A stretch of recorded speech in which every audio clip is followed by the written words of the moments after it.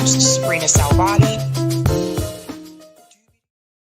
All right. Welcome back, guys, and happy Friday. Welcome to Sabby Sabs podcast. I'm your host, Sabrina Salvati. We have a big show tonight, ladies and gentlemen. We're going to get started with a panel first, and then we will get to the news stories really quick. Before I do bring the guest in, I do want to go ahead and show you what we are going to discuss tonight so you know what's going on. So we'll go ahead and show that thumbnail for you. Tonight we are discussing, and we do have an update about the government shutdown.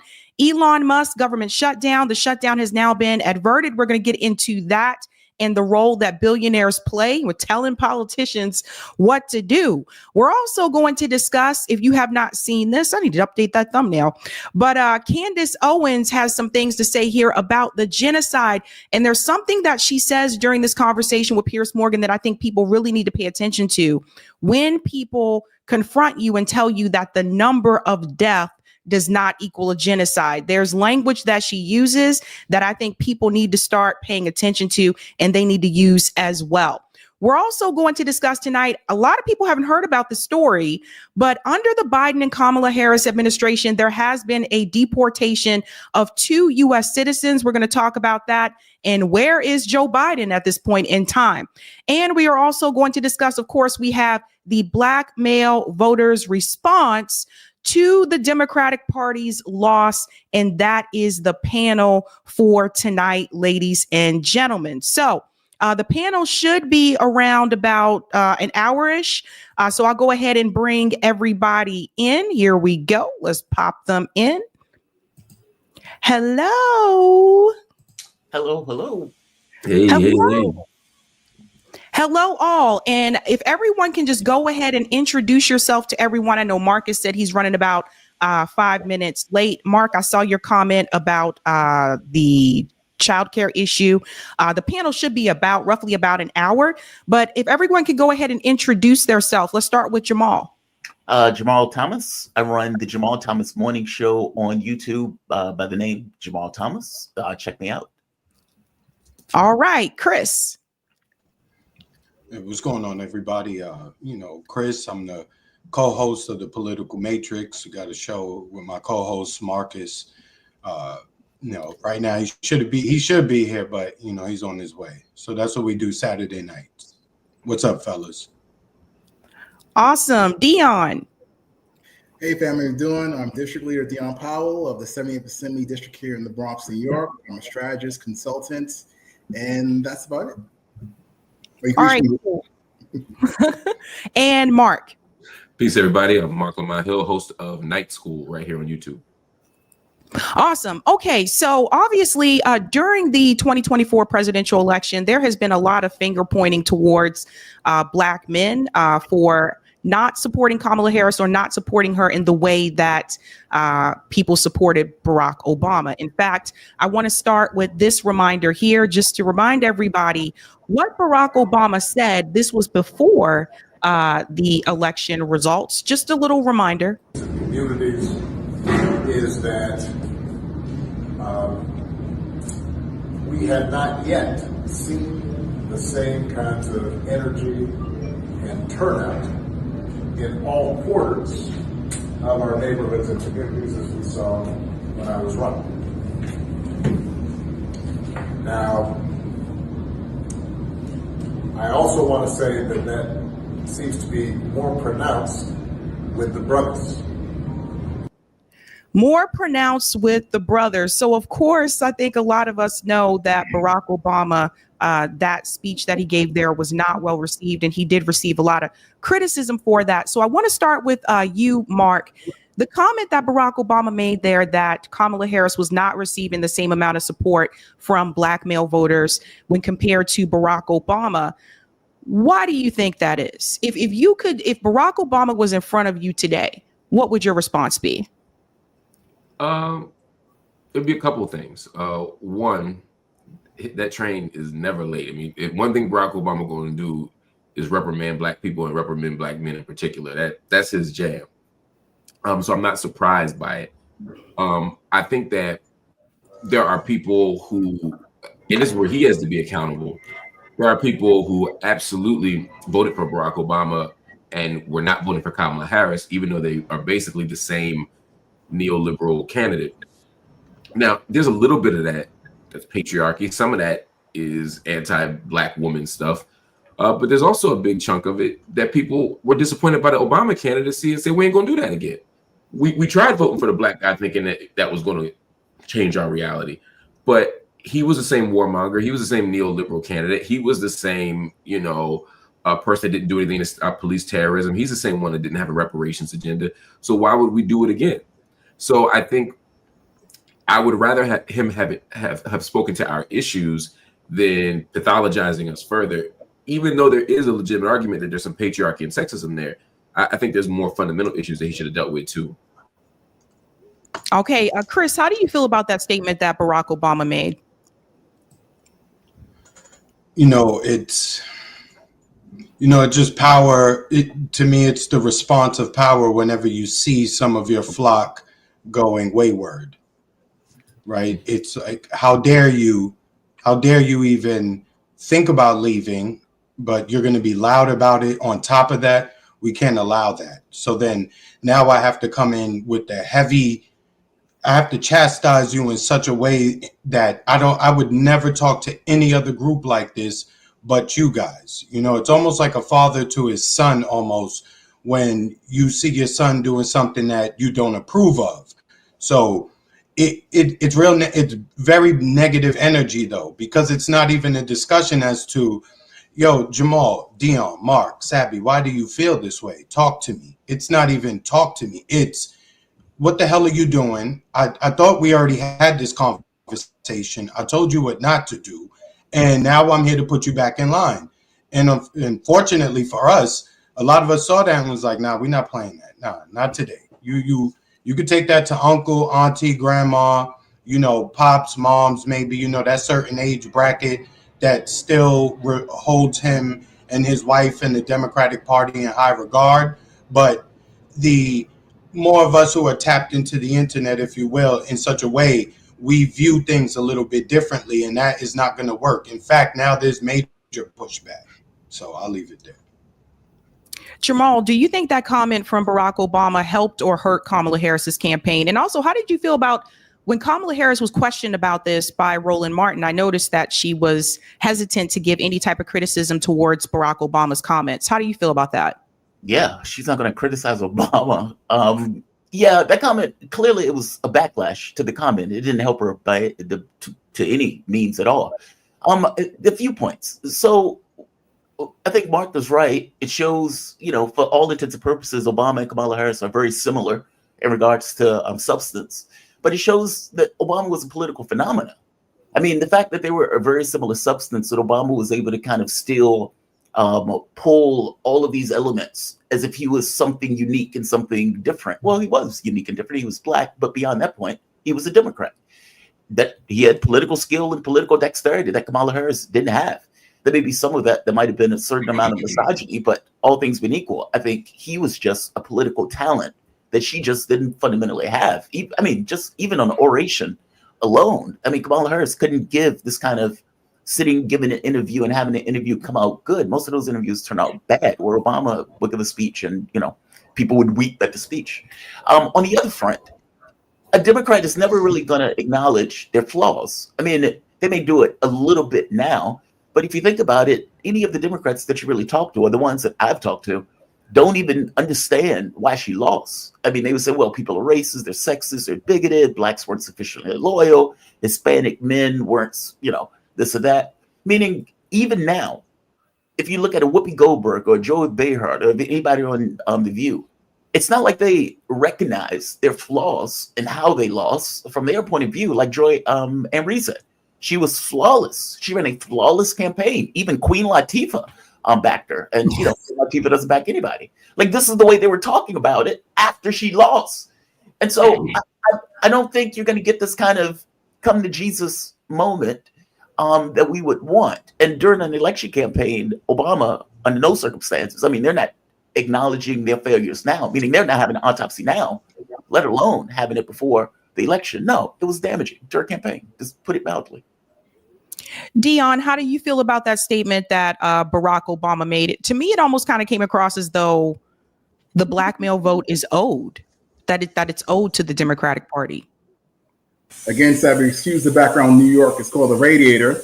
All right, this is going from the audacity of hope to the audacity of hype. He had such audacity to be such a coach to us, and then again reprimand us and try to amp us up again.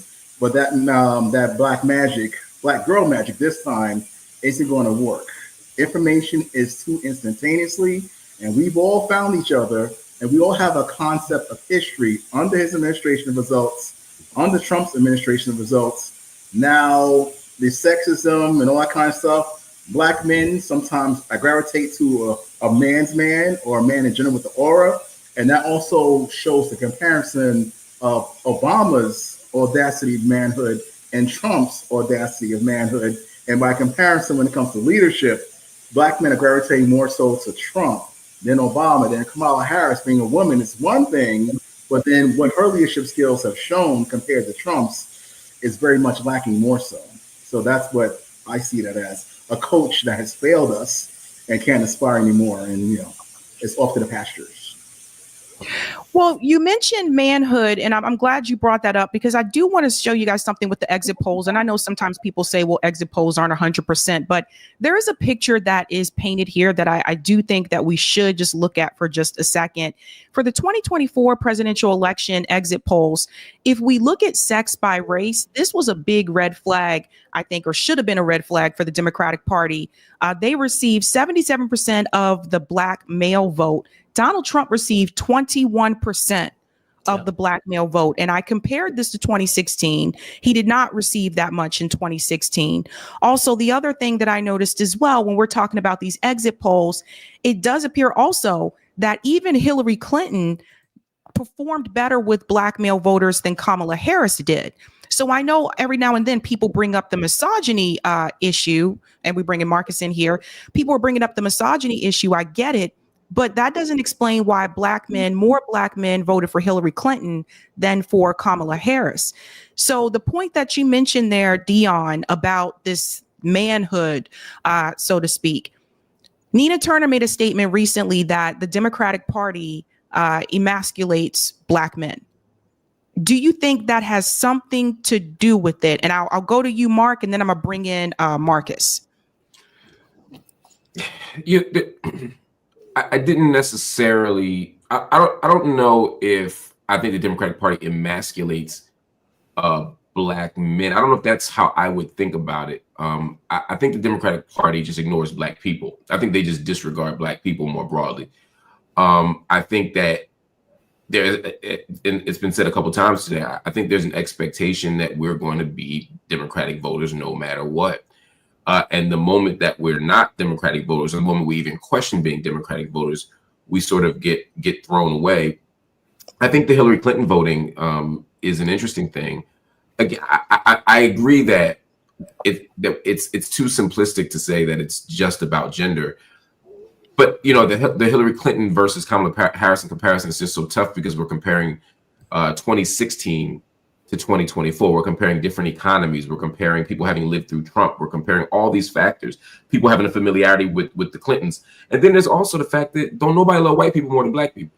And so there are people who will vote for a white person who doesn't represent their interests, but will question a black person who's equally problematic and equally doesn't represent their interests, but they're going to give them the extra examination. So I wish we were more critical of Hillary Clinton. It's not that I wish more people voted for Kamala Harris. It's that I wish fewer people voted for Obama and fewer people voted for Hillary Clinton. Unfortunately, that often ain't the case. That's an interesting point there. I want to bring in Marcus. Marcus, if you can just introduce yourself to everybody really quick. And I want to get your take on this as well.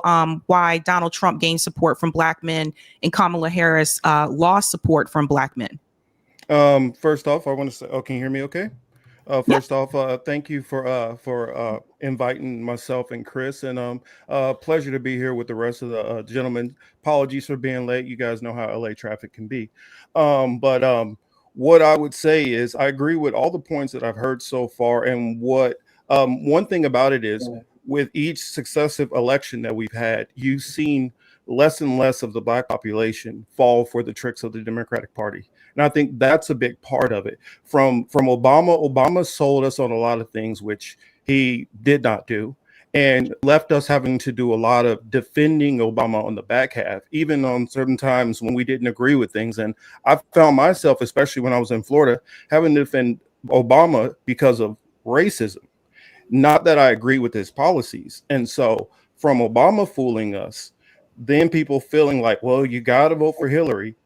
And then seeing more and more as more information has come out about what's happened with our foreign policy, Libya, all of these things I think have kind of mattered going up into this. And so they tried to run the same trick again. Oh, well, we got a woman and she's Black and this and that. And it's just it's not enough. You got to actually come with something. And I think the electorate now, whether it is the Black population or just a lot of any people who lean more to the left in general, are wanting to actually see something and a plan versus the same old just come out and vote for us. And I think they weighed, especially growing up in a red state, they weighed on a lot of people, especially who vote Democratic, to vote harm reduction. Because in our states, a lot of times people will vote for the Democrats, even though they don't like them, even though they're not happy with them, because they know that the Republicans that they typically have that are elected typically are going to take away things and make life harder on you.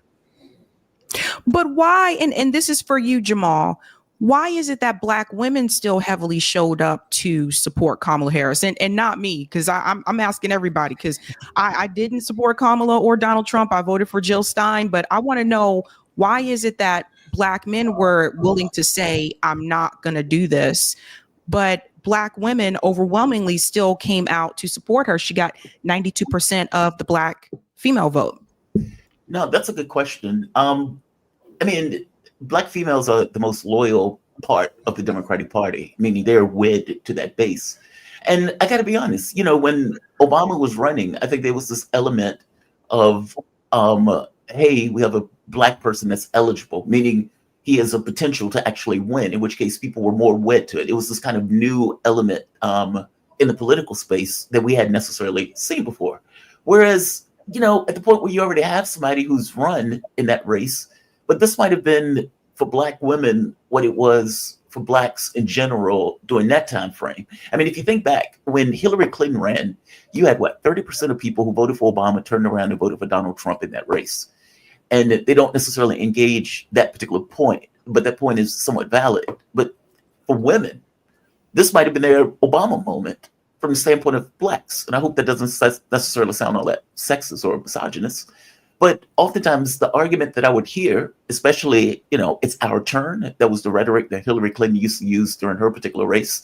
And there was a Hillary energy associated with the Kamala Harris campaign. I can't help but imagine that Black women see a Black woman, especially someone who cast themselves as a Black woman when she was running, wouldn't feel a little bit of magic associated with it, whether or not the candidate was great or not, or even in the way that she effectively ran the campaign, meaning whether it was an effective way to run a campaign or not. Look, I could be wrong. I don't necessarily have a great answer for that, short of they see somebody who they were represented by, or at the very least, who they saw themselves in, and they went for it. Black men, not so much. Chris, what do you I watch all of you guys, by the way. I watch all of your shows, but I'm laughing when I come to Chris because I know Chris can be very blunt. Chris, what's your take on this? Be gentle. Look, Sabby, this is your program. I will have, and I have the utmost respect for you. I watch your program too, so I won't be out of pocket on your platform, right? However, one, we have to do something that we forget about at times. You have to follow the money. Where is the money funneled, right? If you're talking about institutions, colleges, universities, that's what I'm referencing by institutions. Just look at the numbers of graduates. Look who it is. Look who are running certain organizations. They are plugged in more so to Black women on that. The Democratic Party is plugged into Black women heavily on that side, right? Whereas there's not a whole lot of Black men who are in that space, if you will. There's some, but when you compare, for instance, I went to a graduation not too long ago. I was trying to keep count of the men, and I could keep count of the men at the college graduation I was at. So it was shocking, the overwhelming ratio. And I'm saying these women are going to be in certain positions, certain spaces, certain places where the men are not going to be. Just this way this funnels you to, right? So it's easier for them to capture grandma, auntie. This is what they've been doing. It really doesn't take much thought, right? In certain countries, certain cities, counties where you may live, it's just, we vote Democrat, that's it. You don't think anything else. And then plus, unfortunately, racism is a thing, even if it's fake racism, right? Just the lighting of the racism torch, if you will, always gets people saying. So you can always find Republicans to go on whatever medium it is, TV, radio, paper, internet, to say some of the most racist ever. And obviously that spreads throughout the culture. We all hear it. We all see it. And it's like, goddamn, the Democrats are trash. However, like, you talking reckless over here. So, we always going to have a problem. And it's that's what always keeps a lot of the black women, if you will, locked into the Democratic Party. But for us, I say we stop being so emotional about it, and we just totally separate from everybody. There's no need to even there's no need to engage with the parties going for at all. And it's been that way for quite some time. Sorry, guys, for being long-winded. Dion, what's your take on that? And I get where you're coming from, Chris, about higher ed. I'm going to get to that in just a second. But how do you feel about this, Dion? Why do you feel that black women still continue to show up for Kamala Harris and black men were like, nah? Or why do you feel some black men were willing to vote for Donald Trump this time around? Okay, black women get a lot of support and resources from the Democratic Party, as we all know, across the board. And they've been elevated publicly as the leader and all supporters. And you have to understand, politics is the reality versus perception. We're only 14% of the population. If 100% of us voted with the Electoral College, she still loses, point blank. And people have to see that reality. The next thing is, we as black men have done something culturally, which is we've broken the black wall of silence. Again, the perception, the great black vote, but it's not, wait a minute. Donald Trump is in the Bronx, New York City, getting support from black men. The country's vote actually follows the influence of the perception of the great black vote, and sometimes they follow suit in other cultural aspects. The Latinos, but that was ruined. Other people of color, the liberal progressives, great, but then it's not like, well, if the black vote is fractured as it were, now it's okay for me to vote for a third party. Jill Stein, Robert F. Kennedy, he got screwed over, and that pissed off a lot of black people in my network here in New York with the anti-vaccine mandate stuff who supported him. And once again, comparison to the emasculation, what is the black man's role in the Democratic Party? The LGBT plus black man, the black man that just follows and worships the icon, the idol of black woman, or the black man in which is formerly incarcerated, rehabilitated, and I've come back to save the world. But what about the black man that did go to college, did do the right thing, that is educated, that's not in the barbershop? What about them? So the great black vote was too fractured publicly. We broke the stigma of the black wall of silence, and it made it actually cool to actually support Donald Trump and some other nuances therein. But our leadership skills and our support systems for the single perceived aggressive alpha black male, as it were, was totally destroyed. Oh, That is an interesting. If I could just Sabby real quick, I just wanted to add some real quick. Sorry, guys. Also, you have to add in the fact that a lot of black men have charges and can't vote, right? So you're also dealing with, you just have to remember, you're dealing with a population of people who may not even have access to the electoral system based on things they've done. Well, I want to bring up this point, Mark, because Chris brought up the point about higher ed. And I noticed one of the things Kamala Harris mentioned was they were talking about at some point doing an HBCU tour, which her campaign staffers have come forward recently and said that that was cut out. I want to get into that whole story tonight. I already covered that. But they decided to pivot away from that. my question was, why HBCUs? Why not go to the public universities? Because the reality is a lot of people can't afford to attend a HBCU. I couldn't afford to go to a HBCU. I had to go to public universities. So it seems like almost as though the Democratic Party feels like Black people, the Black base is at the HBCUs, when there are a lot of us that are public universities. There are a lot of us that are not in college at all, or have not gone to college, that are, just working straight out of high school. Why was that the focus, number one? And number two, to that point that Dion said about Black men not having a role in the Democratic Party, I want to get your take on that as well. Well, a couple of things. I would push back just a little bit. I don't like the distinction between HBCUs and public institutions. There, too often when we talk about HBCUs, we tend to think of the elite ones, the Howards, the Spelmans. There are 110 HBCUs in the country, and a lot of them are public institutions. When you talk about Dell State, Alabama State, Alcorn State, anything with state in it is a public institution. There are and those don't cost a lot of money. Dell State or Cheney cost as much, are cheaper than a lot of other public universities in the same state. For example, like Temple University is where I used to teach, costs a lot more than Cheney does, and Cheney's an HBCU and it's public, and it's where my father went. So just to be clear, so I don't want to make that distinction, because that tends to reinforce the elitism of those 6 HBCUs that everybody talks about at the expense of the other. I was just gonna say, when I think of HBCUs, I think of Howard, Spelman, Morehouse. So, and that's my point, and that's part of the problem. And so we should all be thinking about Alabama A&M. We should think about Alabama State. We should think about Albany State. We should think about Cheney. We should think about, because those are the ones that do the work every day of educating Black people. When you go to University of Arkansas Pine Bluff, Claflin University. I could go on, or actually Claflin is private, but even Coppin State in Baltimore. These are all important institutions. And I'm not nitpicking there. I'm saying that that campaign was across a bunch of HBCUs. I don't know enough about the campaign to know how many they went to, or if they just went to the elite ones. I don't know. I'm not defending their proposed tour.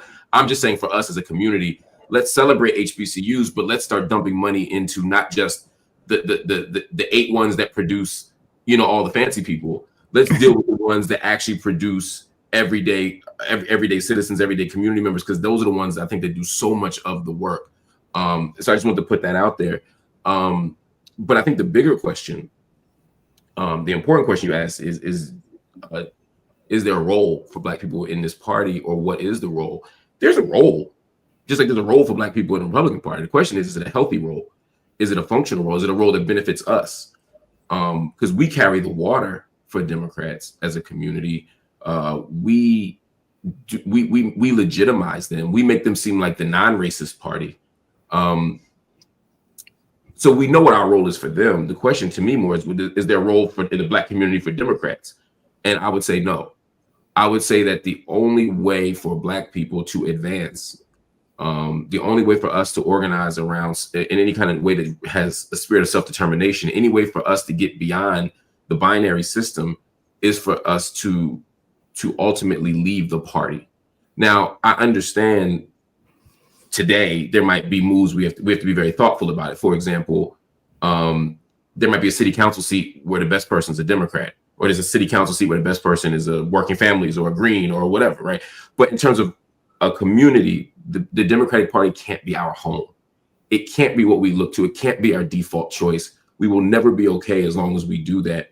And so what we need, I think, is a mass exodus, because until there's a mass exodus, we're going to constantly be caught in these moments, which I admittedly was as well, in 2024, where you got 2 terrible candidates and you're trying to figure out how to navigate this thing.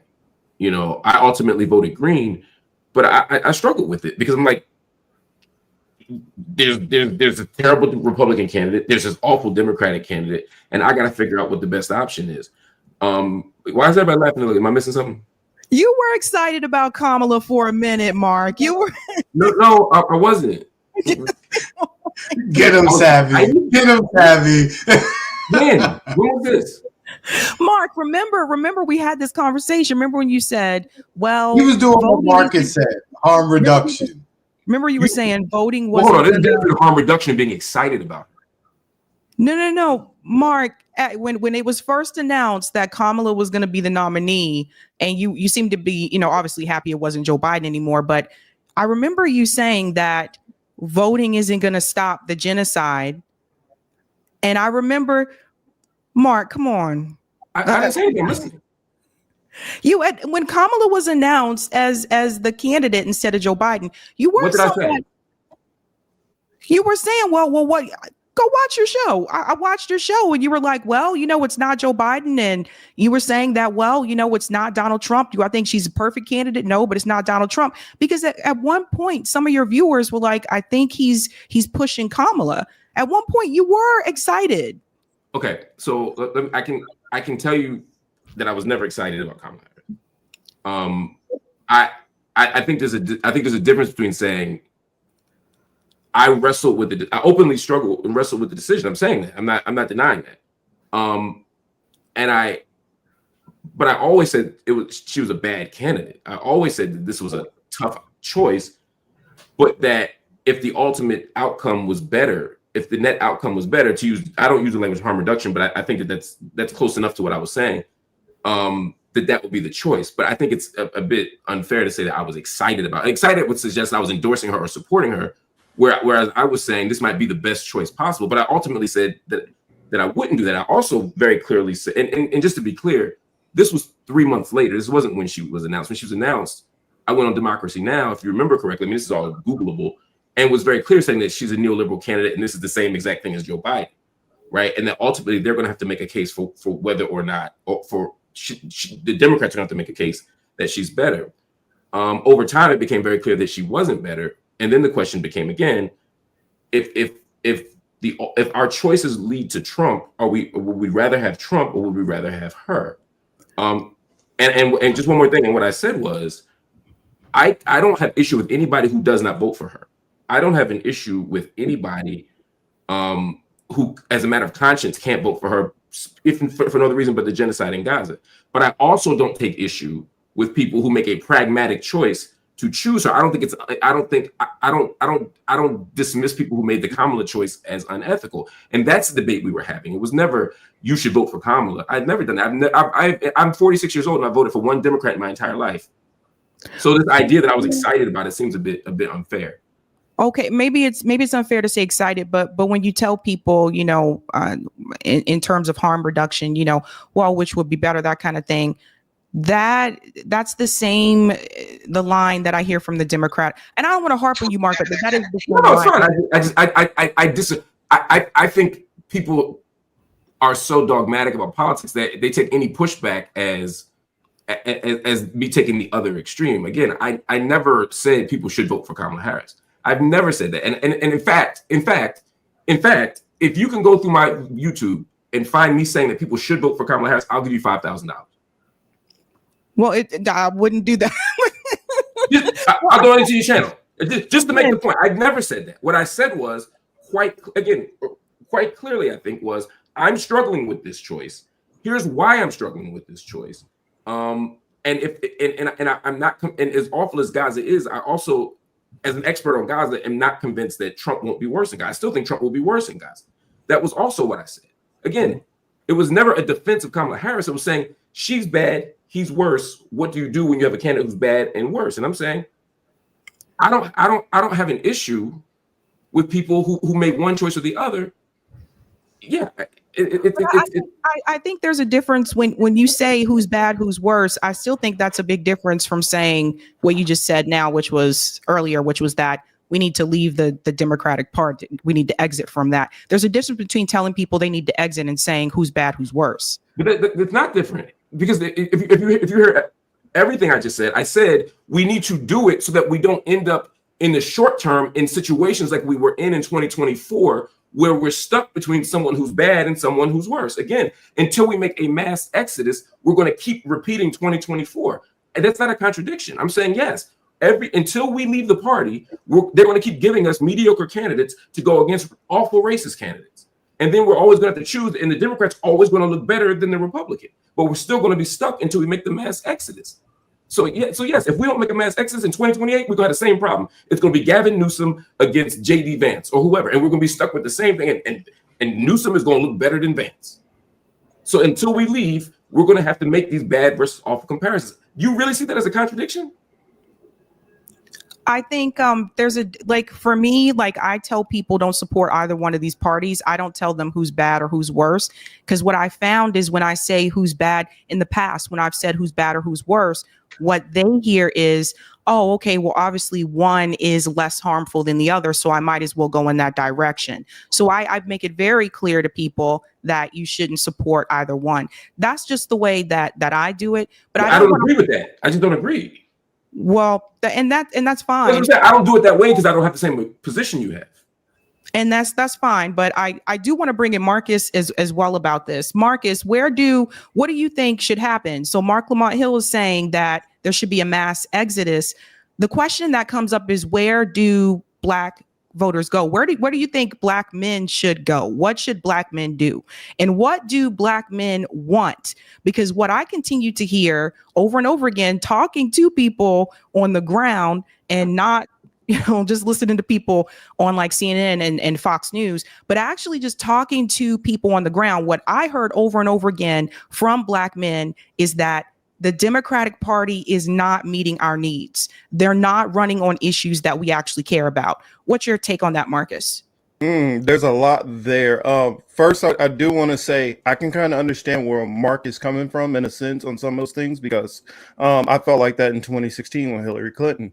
I understand feeling like you don't know. Now, I can't say what Mark has said on those. I do watch his channel. Of course, I can't watch every episode. But I do understand having to worry, because when it comes down to real world consequences, sometimes you are going to be affected more by one candidate or the other. For instance, if Hegzik gets in there and he wants to do some of the stuff with the veteran stuff, that is actually going to affect me. If he decides that he wants to take away veterans benefits, that is something that you might actually feel. And I look at the situation. Yes, a lot of people didn't want to vote for Kamala for Gaza, but what's going to happen with Trump, I believe, is going to be even more. It's going to be even worse. So you got to weigh it out, each individual. What are your lines? What do you feel? And where do we go from there is the tough part, because I feel like in order to move on, you have to be prepared to deal with a certain amount of what you're willing to deal with, what you're willing to accept, because more than likely there might be some sacrifices that may need to be made. And let certain things go a certain way to build something else.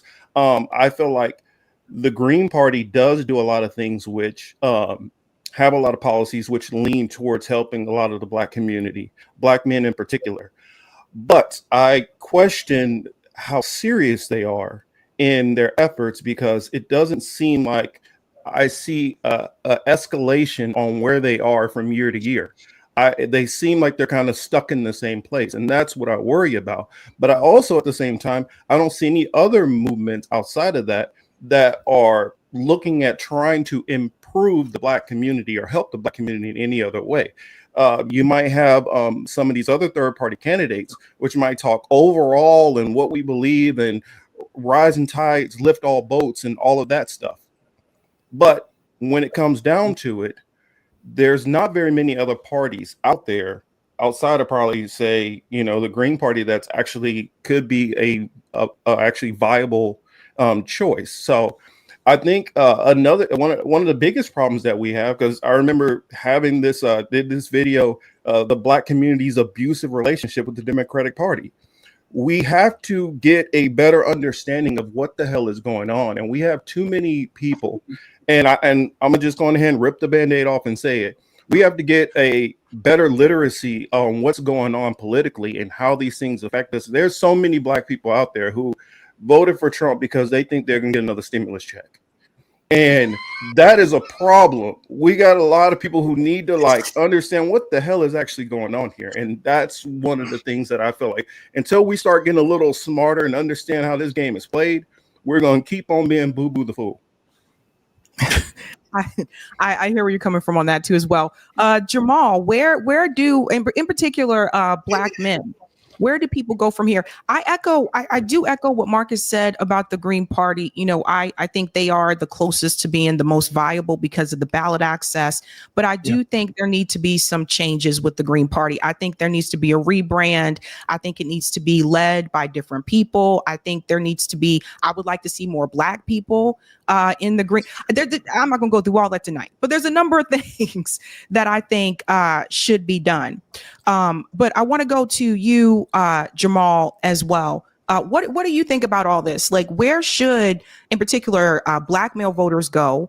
And in your opinion, what do Black male voters actually want? Is the Democratic Party speaking to that? I mean, I think more than anything else, I think Blacks need to get themselves out of this trap where you're always put into this position where there's this kind of expectation of pragmatism, of voting for whatever random Democrat they put up in comparison to whatever Republican that's running against them.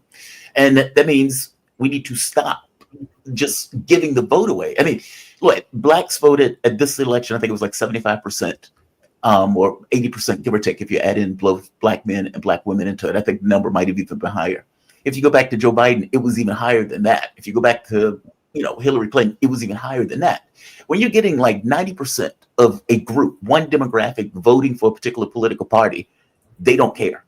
It's all for granted at that point. I mean, Kamala Harris ran around the country with Liz Cheney going from pillar to post with this idea of trying to get moderate Republicans, ignoring her base and ignoring the people who effectively needed her, or she would have needed to win the race. If you look at the gap between Joe Biden and Kamala Harris, I think there was like an 8 million vote difference, give or take, between the two. And so you had this kind of weird situation where people just stayed home. And I don't think Democrats realize this. When they like reflexively go with this blue no matter who stuff, they weaken the candidate.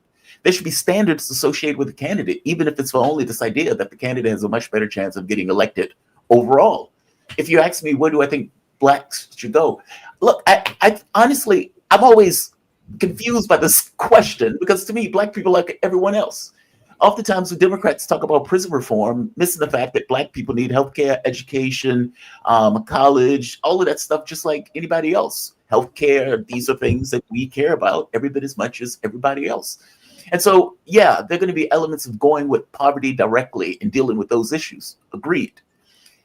I don't see that in a political party, though. I mean, the Green Party, yes, but, oftentimes the Green Party, that vote is done in a somewhat of a perfunctory way as a protest, as opposed to this idea that, yes, Jill Stein is actually going to win this year. Or, yes, we want to get Jill Stein 5% so they can get funds or, matching campaign donations. But where do they go? I think we first and foremost need to stop just randomly voting for whatever Democrat. I know, just to close it, I know when I was growing up, it was you just vote for any random Democrat. It wasn't even, hey, what are the policies of Democrat? Don't know, don't care. You keep the monsters at bay, and so you vote for Democrats in order to keep the Republicans out of office. That needs to change. Until it changes, nothing changes. I agree 100%. I think, and for clarity, I am a Green Party member. I've been a Green Party member since 2000, and I have voted Green in every election except one in the last 26 years, not just at the presidential level, but every Green that's been on the ballot, I voted for at every opportunity. And I think that, to Jamal's point, like there's a way that can just become a thing that we do as well without a political strategy. I have said this to my Green Party colleagues, my Green Party comrades. We have to do more than just show up every 4 years. Now, there are reasons why we're not on more ballots. It's not the Green Party is lazy. It's that Democrats actively undermine the candidacy, ballot access, etc. It's ironic that a party that calls itself Democrats and focused on democracy is undermining people's access to a free and fair election. So that's a big part of it. But we also need to do better on city council seats. We need to do better getting mayoralties. We need to do better winning gubernatorial races and getting congressional seats. And even if that means caucusing with Democrats at the onset, we can also still be the voice of conscience. We don't have to vote with Democrats. We don't have to echo Democrats' voting patterns. We can stand on our own. That is the thing that I think we have to do. I think otherwise, again, people are always going to be in this situation where they're forced to choose between bad and worse. So let's do something different. But that also means I think we have to stop getting, and I say we, I mean, I'm speaking as a Green Party member, we have to stop getting celebrity candidates. We have to stop getting people who are not members of our party and bringing them in. I'm talking about as a long-term strategy. I understand why we do it now. I'm not throwing shade at anybody, but I'm just, and I was asked to run for VP in 2016, and I said no, because I thought there were better ways to organize, to use. I wanted to be on the ground organizing, and I organized for Jill Stein, and I was very publicly on CNN advocating for Jill Stein. And to me, there's work that needs to be done in those ways to build, to grow, that I think is more important than going after the presidential prize, even though that 5% is important. And I think that for me that's the long-term vision. Otherwise, we keep having our firing squads in a circle, and we keep saying, you voted for this person, you voted for that person, when we're all desperate, we're all hungry, we're all dying, we're all trying to figure out how to win. And instead of pointing at the people that create this situation, we're pointing at each other. And I don't think that that's a long-term healthy or functional strategy. It's just my 2 cents. I have to run. I'm sure people in the chat will say, my Democratic plantation owners made me go back, but I'm dealing with a child care issue. So I have to manage that. I'm the only one here in the house. So that doesn't have a flu. So I'll see y'all later. Thank y'all for having me on. I really appreciate it. Thanks, Mark. Peace. All right, so then I'm going to go to Chris as well. I want to get your take on this, Chris. What do you think that should be done? Again, like where should Mark mentioned? We talked about some of the things the Green Party definitely needs to work on. Also, Mark mentioned the idea of just not participating, like sitting it all out. Should that focus go into the community, like organizing locally, or does it even have to involve politics at all? What do you think? Well, I have a bunch of thoughts on this, but I just wanted to say we haven't heard from Dion in a while, so I wanted him to be able to get his thoughts off, especially if we only have an hour. So. Oh, sorry, Dion. I'm sorry you moved on me. Well, you didn't move on purpose. I have a big brand or a podcast, so you can't really know about me. But I'm going to say some things that might blow your head off your shoulder as well as your audience. I actually was a consultant for one of the Green Party candidates, Dr. Emmanuel Pastridge, who got pushed out because of the whole Cornwall West ordeal. The Greens in the Bronx was destroyed because of ballot access. I still get my homegirls, Gloria's Green Renaissance email, so I like to stay in the know. Why do I say that? I've also helped start the Bronx Libertarian Party. You have to know how civics works on a local level. In New York, what is ballot access? Cross-party endorsement, fusion voting.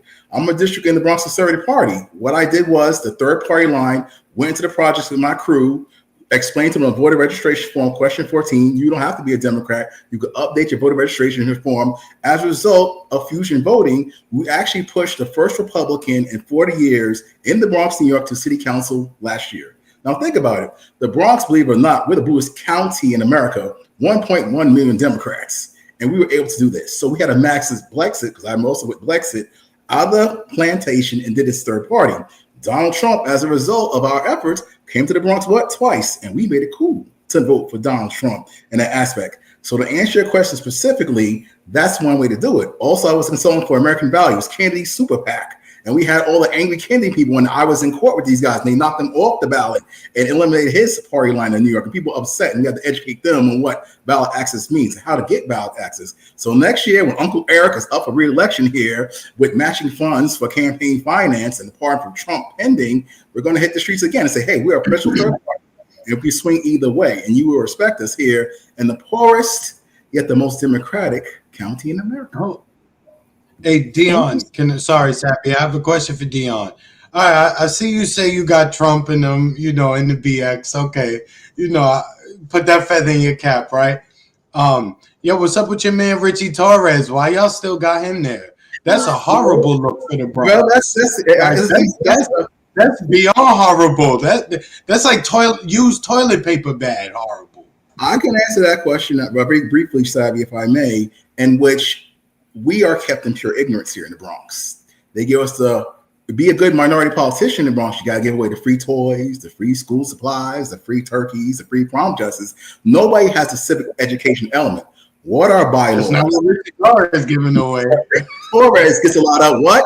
APAC money and all the funding beyond poor in the community, and then knocking candidates off the ballot. AOC is another character on the other side of our district who also gets a lot of this little progressive money. So if you're a small-time consultant or candidate pushing our candidates here on the third party line, we will get destroyed and squashed by that money. And then if you don't have the ambition, you're disillusioned, or the know-how from this process, you're going to be Democrats like, I can't run. And the same old okey doke keeps happening with the free goodies. And you look like a superhero, whereas these people don't even vote here. So voting in Black America is not really a superpower. If you have people in your community with all these, gentrification who don't vote here, it makes no sense. Your superpower is voting, but you don't have any real power in your community as a result. So I expose those things as more as, updating voter registrations and that. Okay, I was just gonna say I have seen videos of AOC doing just what Dion was saying, giving out like the book bags and stuff like that. And we've done like the book bag giveaways and stuff here in Boston, but I'm not a politician. So it's like, it's like just helping just for the sake of helping and then doing it because you're running a race or that type of thing.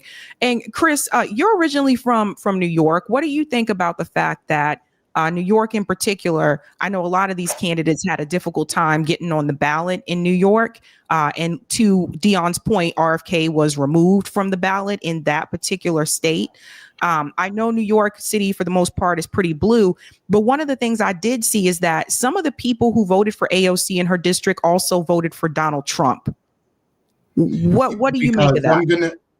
I'm gonna tell you, I'm from Queens, right? So I will say the word diversity means nothing. I grew up, I can't tell you a nationality I didn't come across, right? It'd be easier to name who I didn't see or meet or grow up around or with.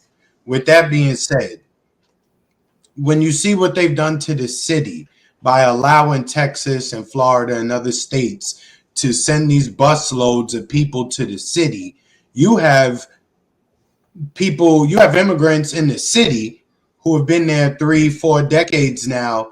Even they calling around saying, yo, it's too much. This is crazy. And to the extent that New York is blue, it is an extremely corrupt version of blue. People think Chicago is super corrupt in terms of their political operations, specifically as it pertains to the Democratic Party. New York is probably worse than Chicago, especially when it comes to the Democratic Party's machine. It's nasty work. I grew up watching it. It's nasty. I'm out of New York now. I'm in South Florida now, but all my people, all my family, everybody I know is still back up top. So I'm very much plugged in. I want to add to that. Would you say, Dion? Yeah, I want to add to that very briefly, Sabby. The ballot is actually designed in a way to make the voters trick in order to vote Democrat. So, but the first choice is the president. But if you go down, the way they manipulate and put the judges above, the eye catches so straight down is Democrat. So it's easy to fool people with their perception of the ballot to just vote, straight down blue because there's no candidates on the Republican line. You see what I'm saying? So that manipulation is there. He's right with the corruption. And then, Chris, the city council of New York, if you just go back over the last maybe 18, 19 months of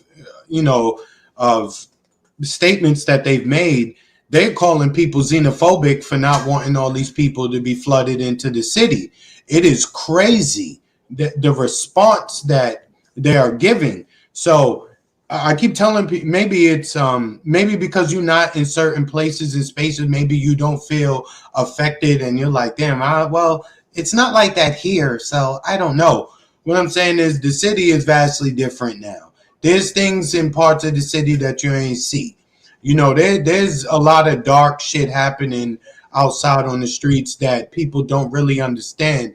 And it's making the residents who've been there for several decades be like, yo, what the hell is going on? Which is why you saw people saying, you know what? Not only am I not afraid of Trump no more, I'm going to go vote for him. If he's going to get some of this shit out of here, pardon my language, then I'm okay with that. You know, and that was something that people did not take into account. They just looked at that as some partisan shit as opposed to some real life shit. Because you can sit from home wherever you live and look at things on the internet, but until you actually outside, you know, smelling the grime in the air, the dirt in the air, you can have a different perception.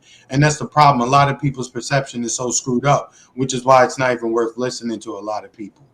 The migrants were the red pill to Black America. The migrants were the red pill to Black America. 100%. Was this a big? And I'll go to you, Jamal.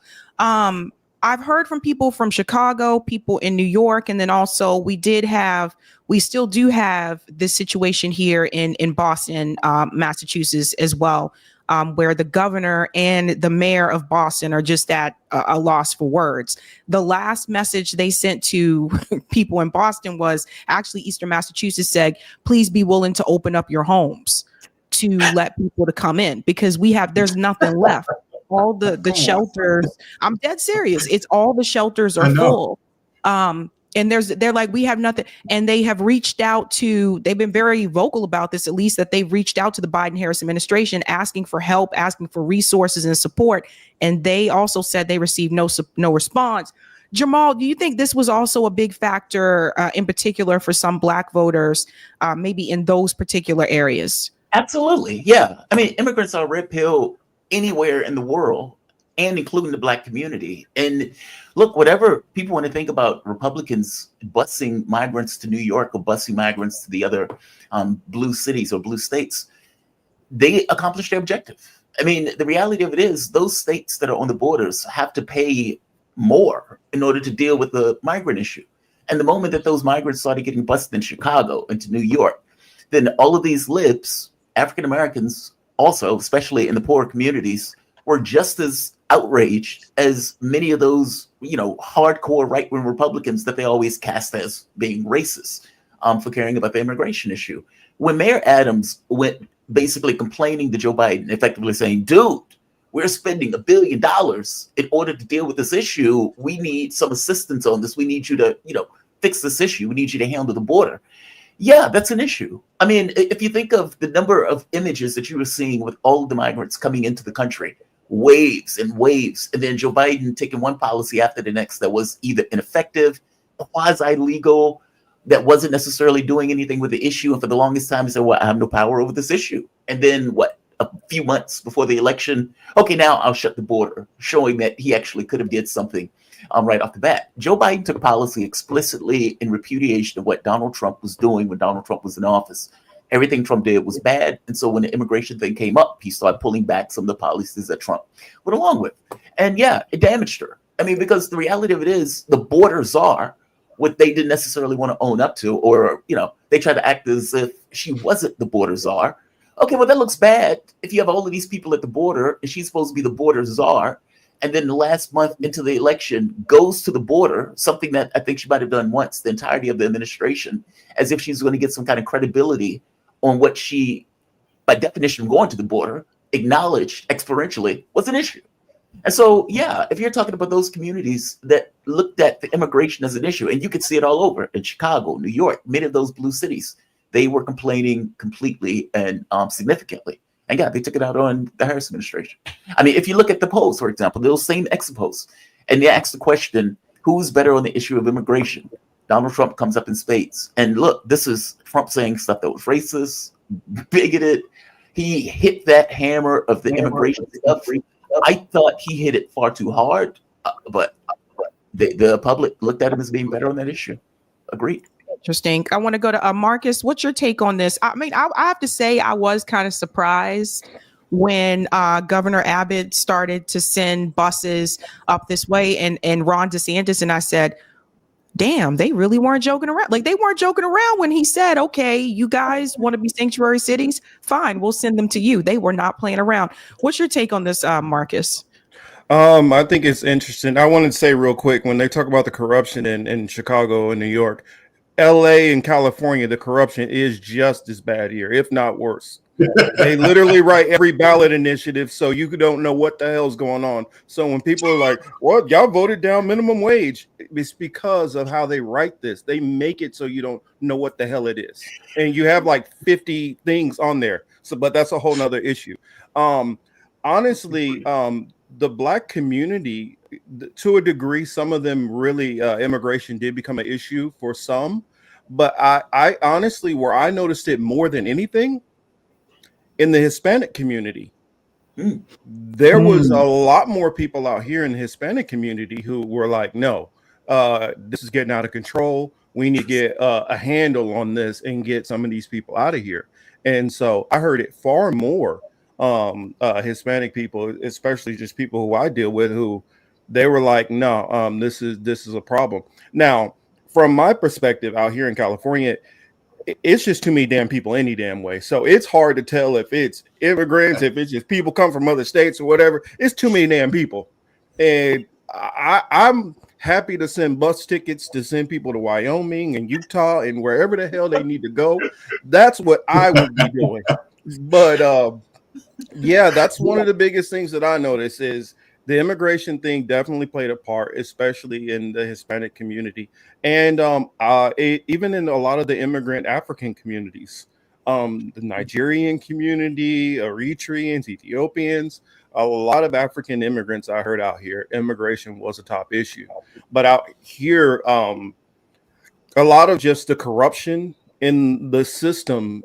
It goes along with that same, issue of the immigration, because everybody feels like the system is completely corrupted. Everybody feels like none of the issues that they want on the ballot are getting addressed, no matter who it is. And so most of the stuff end up coming into like salt tax and things like that. And so you have to be over a certain amount to start being okay. And then the homelessness issue in California, you have a lot of legal citizens and not, I mean, you have a lot of people who are just homeless, living in vehicles. The encampments are just ridiculous. And so you have so many different other things that I see going on that people are complaining about, that it's hard to pinpoint and look at immigration because there's just so much going on. All right. Well, we're just about at an hour. Before we in the panel, I do want everyone to go around and let everybody know where they can find you, or if you're not doing a podcast, like, what you're up to in the community. Let's go to Jamal. Jamal Thomas. I have a YouTube channel by the same name, Jamal Thomas. I do a morning show Monday through Friday, 7 a.m. to 10 a.m. We do news, politics, domestic, international. I call it Best Damn Morning Show. Covering those topics. So definitely check me out.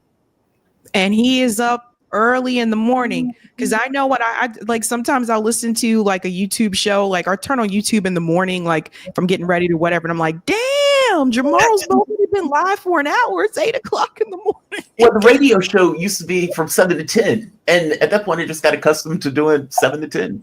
I just stayed with the same policy. All right, Chris. Oh no, I'll let Marcus speak for us. Go ahead, Marcus. You do you're the captain of this shit. Well, I mean, I look at it as we're more of a partnership. It's like two brothers. Not necessarily there's no I'm the hero and the sidekick, none of that stuff. It's just two alphas teaming up, and that's how we doing it. And I always think Jamal always talk about, when real men can't sleep, real men do the news. So definitely a big fan. I've been listening to Jamal for a long time, but you can find us at the Political Matrix. We're over there Saturday nights. You can find me on Twitter or X or whatever at the Political Matrix or Marcus Young Morpheus Cage. It's not hard to find us, and we're very approachable. And so if you guys got information, stories, or whatever, you're like, hey, what do y'all think about this? We love to get all this extra input, and I listen to this, like, and also appreciation for Sabby for putting this panel together, because I'm so appreciative to be able to be here with these fine gentlemen, and it's an honor. First time meeting Dion, and hopefully I like to collab with him, and definitely Jamal. I've been listening to for so long. It's really cool to actually hear that brilliant brain speaking. Thanks, So man. appreciation and shout out to Sabby's chat. Make sure y'all giving the thumbs up, like, and support all these wonderful shows. Sabby, my opinions could get wildly crazy. So I just want to say, I'm glad you invited us. Thank you.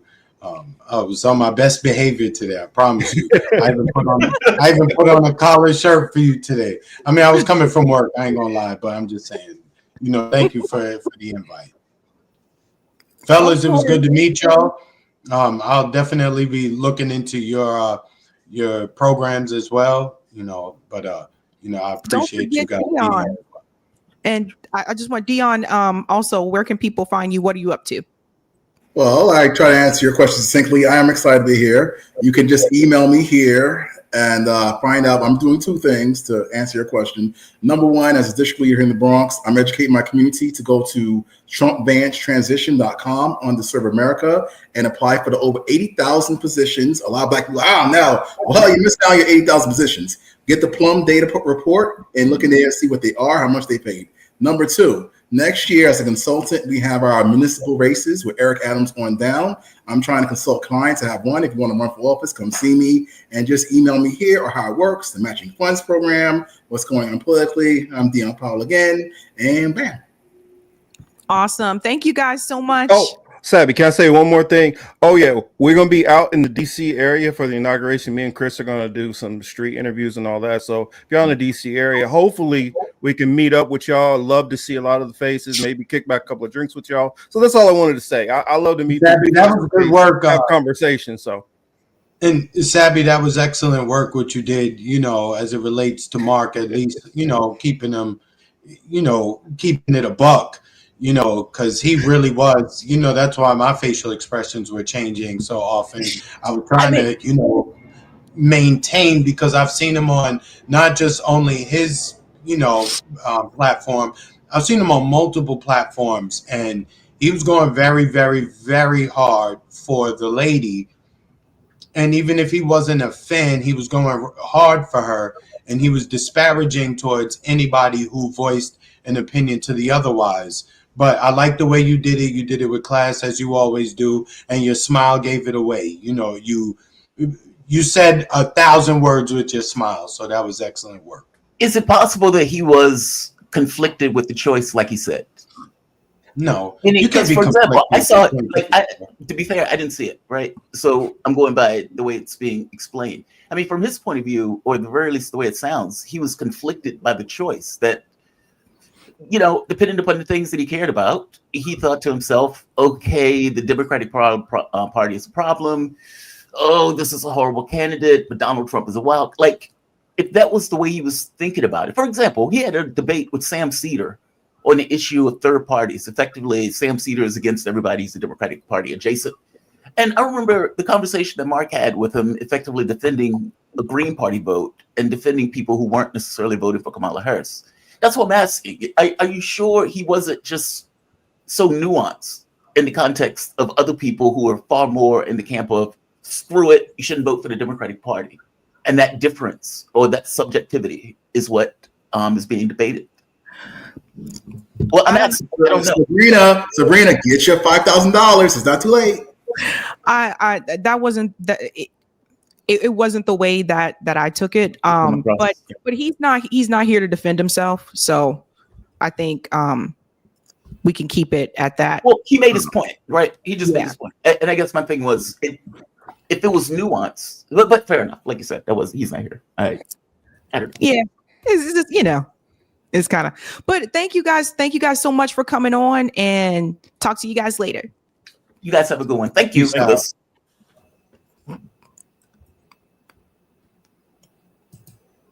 All right, guys. Whoopsie, my camera. What did I do? I hit the camera. Sorry about that. All right, guys. Okay, we do have news to discover tonight as well. Ladies and gentlemen, we got some things we got to get into. I hope you enjoyed that panel. If you haven't had a chance to do so, smash the like button. Thank you. And we're going to go ahead and give a shout out to patrons. We'll do comments, and then we'll get into tonight's news stories, ladies and gentlemen. So let's go ahead and go there, fam.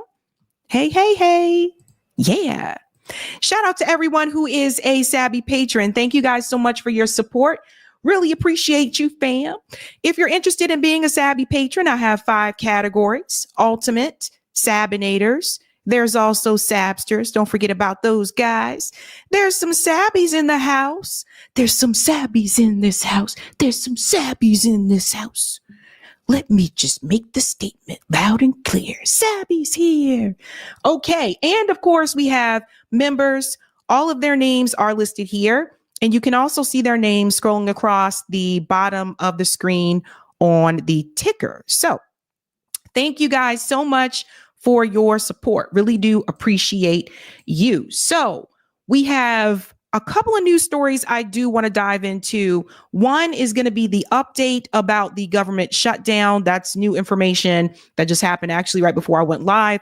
We're also going to get into the deportation story under Biden and Harris administration that I think a lot of people just don't know about. So we're going to get into that. And we're also going to get into the Candace Owens revelation, which I think more people need to pay attention to what Candace Owens is saying, because it is the vocabulary that is used that is incredibly important. And that's going to be important anytime someone comes to you and they say, well, it's not a genocide because it's only 50,000 people that have been killed. So we'll get into that when we get to that story in particular. Let's go ahead and shout out the comments. Thank you for the super chat, Mark. Sab, have you seen that guy Mahmoud OD on YouTube? Not yet. And I know another person told me to check him out too. I will do that. That's on my list. Thanks, Fat Man TV said, yep, I feel emasculated since being an adult black male in Murdica. JB says, we black men want tangibles, not just hope or joy. We're running on joy. That one cracked me up, man. Thank you, Herzogen. The NAACP declared in 1926 that our political salvation and our social survival lie in our absolute independence of party allegiance in politics. Thank you. A kid says, gee, otherwise is misformed or not telling the truth. And thank you for this one as well, a kid. Anyone saying we are better off with Kamala is not informed. We have a better chance pushing back against Trump and the GOP. Thank you, Jay. Ain't nobody thinking about no damn stimulus check. Stop with the propaganda with painting all black people as sexy red. We about economy and immigration. Thank you, Jay. Thank you, Roger. Dion, let's flip New York State to be a CBI state. Screw the federal government. Dion had his email address right underneath his headshot when he was on the panel, so you can get his email address from there. And thank you, James Starks, for the super sticker. James Starks. Let's get that comment on Rockfin. Thank you so much for the tip on Rockfin, Dave. Nice to see Sabby Sabs throwing her journalistic magic and political education magic. Thank you so much. Okay. We have some news. Tonight's theme number 1 is words or action. What do you think matters most to you? Words or action? Or could it be a combination of both, right? And we're going to get started with this government shutdown story. So it appears like the government shutdown has now been averted. And I didn't get a chance to talk about this the other day because it was so much going on. But now that we know it is not going to happen, I do want to get into what happened just a couple minutes ago. And also, why did it come to this point? And what does this mean about money in politics? So we're starting off here. Jake Sherman.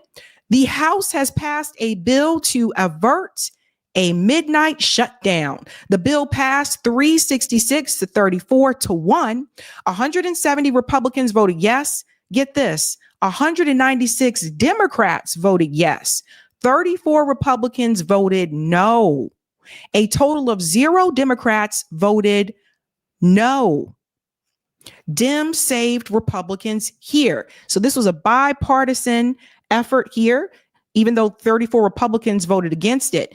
No debt ceiling. House Republicans weren't at all moved by Trump's demands to lift the borrowing cap. Trump effectively was asking for one thing. He didn't get it. On to the Senate. So that's where we are right now. So by the time some of you see this clip, which will air on Saturday, you'll see the clip of the story. It'll be obviously after the midnight, but it's now on to the Senate. So they were able to avert the shutdown. And I want you to hear what Speaker Johnson had to say. We need to have a conversation about how influential, again, a billionaire like Elon Musk and his role has been in this particular activity. Listen to this. I was in constant contact with President Trump throughout this process, spoke with him most recently about 45 minutes ago. He knew exactly what we were doing and why, and this is a good outcome for the country. I think he certainly is happy about this outcome as well. Elon Musk and I talked within about an hour ago, and we talked about the extraordinary challenges of this job. And I said, hey, you want to be Speaker of the House? I don't know. He said, this may be the hardest job in the world. I think it is. But we're going to get through this. We are going to unify this country, and we are going to bring the America First agenda to the people beginning in January. We cannot wait to get started. I hope you all have a great holiday. So did everybody catch that part there when he said, I just spoke to Elon Musk? You know, they were floating around this idea. Some people were floating around the idea for Elon Musk to be Speaker of the House. And I was like, oh, my God, I think that would be a disaster. I also don't think that Elon Musk would actually want to do that. But that tells you something about the billionaire class. That tells you something about how connected that oligarchy is in electoral politics. The fact that Elon Musk, who is not a politician, did not run for office, but is a billionaire who is working with Donald Trump, how he has been able to just get that type of access. Meanwhile, a lot of you can't even talk to some of these, congressmen, and you are their constituents. So pay attention to that. How did we get here, though? Let's just go back and show you how we got here, ladies and gentlemen. Donald Trump responds to President Musk talk growing. Let's go ahead and dive in here. This part of what to know. So basically, Elon Musk was urging lawmakers to vote down an original bipartisan spending bill and said any lawmaker who supported it should be voted out of office. Let's stop here with that and come into the front. Elon Musk basically told Republican politicians that if you supported that bill, that we think you should be primaried, you should be out of office. Now, keep in mind, it wasn't Trump who said that, who's going to be president in just about a month or so. It was the billionaire Elon Musk who made the threat towards the Republican politicians. And many of them listened. Elon Musk, to Eric's point, he made it look too obvious. So for people who don't pay attention, and a lot of people are not as, engaged in politics unless it's electoral season, it's one of those things you may not really think about how big money and big money interest controls electoral politics in this country. But to Eric's point, Elon made it just so obvious. I mean, he put it all out there in the open for everybody to see. It goes on to say here, Trump later, after that, he echoed Musk's opposition, calling for a rise in the debt limit to be added and warning that any Republican who backs the bill should face a primary challenge. So again, Elon Musk there having that upper hand. Musk and Trump's opposition helped tank the legislation, which would have prevented a shutdown just before Christmas period, leaving the House Speaker Mike Johnson scrambling for an alternative. Some hardline Republicans have praised Musk, touting him as a potential replacement for Johnson as House Speaker. What did I tell you? A second spending bill, which would have extended government funding by 3 months, was voted down by the House on Thursday evening. The proposal included a 2-year suspension of the debt limit called for by Trump and add-ons pushed by the Democrats, such as more than $100 billion in natural disaster aid. That bill failed in a 174 to 235 to 1 vote in the House. At that point, it was 38 Republicans joining nearly every Democrat in rejecting the deal. And we'll get to the part of Hakeem Jeffries here in just a second. So this is showing you again the power that billionaires have over our politicians, right? So they answer to them. They don't really answer to us, even though they're supposed to. Now, Elon tried to push back on this. Elon came in on Twitter and said, first of all, I'm not the author of this proposal. Credit to Donald Trump, J.D. Vance, and Speaker Johnson. Second, this is a much better bill that is closer to being a real continuing resolution, but with support for hurricane victims and farmers, as well as reasonable extension to the debt ceiling. Clean and simple. If Dems reject this and government shuts down, they deserve to lose big time in the midterms. So, of course, Hakeem Jeffries was approached about this at that point in time. Take a listen here.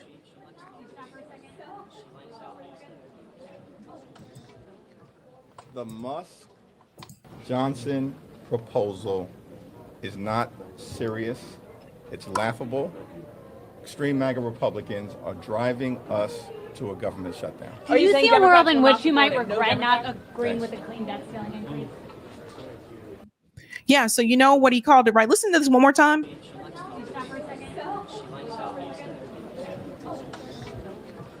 The Musk Johnson proposal is not serious. It's laughable. Extreme MAGA Republicans are driving us to a government shutdown. Now, see, this is what happens, because Hakeem Jeffries couldn't use the critique that I just made about billionaire interests controlling politicians. He couldn't use it even towards the opposition party because Democrats also are in billionaires' back pocket. So he couldn't use that excuse. You see the problem with the Democratic Party not being the party for the working class? Because it's hard to sit up there and criticize the Republicans for their connection to Elon Musk when you're also connected to billionaires as well.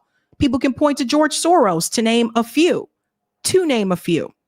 Now, there is one of the Republican congressmen did explain why he wanted to reject that bill. Listen to this. Fox News alert now. The House has overwhelmingly rejected a new spending deal, despite it being backed by Donald Trump and Elon Musk. What's the play tomorrow? What's the plan? Stay tuned. Well, we keep hearing that. You gonna run another bill tomorrow, though? We'll see. South Carolina Congressman Ralph Norman voted no on the latest bill, along with 37 of his Republican colleagues, and he joins me now. Congressman, why were you a no? Well, a couple of things, Todd. The original bill was 1,547 pages long, and the second bill was 661 pages long. Would anybody given 12 hours to read that sign that? Secondly, negotiating the debt limit was thrown in at the last minute. I just disagree with that. I'm not going to mortgage the future of the country, and I just disagree with Mike Johnson that run it down to the last minute. We've got today at 12 o'clock midnight is when the government shuts down if we don't have an agreement. I've seen this playbook before. You take your time, you negotiate it, and I think this will be the last time that we are in this position waiting this long. So, I support Donald Trump and everything he's doing. He saved the country. But this last spending spree, I can justify that to constituents all over the country all day long. So I wanted to pause there for a second because Donald Trump isn't president yet, but this is our first time seeing the Republicans go against something that Donald Trump wants. We expect the Democrats to do that, but there were 38 Republicans that went against what Donald Trump wanted with the spending bill. And that makes me wonder if things might be different for Donald Trump this time around compared to 2016, where some of those 38 Republicans, are they going to be a problem from him going forward? It makes you wonder, huh? This guy came out publicly and said, I reject this. I wasn't voting for this. And we have an even more pressing question. Bernie points this out, but I want to remind you, he was just praising Elon Musk a couple of days ago. Bernie Sanders said the Democrats and Republicans spent months negotiating a bipartisan agreement to fund our government. The richest man on earth President Elon Musk doesn't like it. Will Republicans kiss the ring? Billionaires must not be allowed to run our government. I agree that billionaires shouldn't be allowed to run the government. But you were just supporting Elon Musk a couple days ago. You know, again, words or action? What matters more? I know the answer for me is action. Now, another thing I want to show you, and this is Chris Murphy. See if we make this a little bit bigger here. Chris Murphy, who all of a sudden has come to this conclusion that billionaires are a problem. Okay, so we don't know what's going on with Chris. Chris Murphy brought up something else that I do think you need to pay attention to. There was this spending bill, but there was also the defense budget. And he's going to point out something about Elon Musk that I think might give you pause. Listen to this.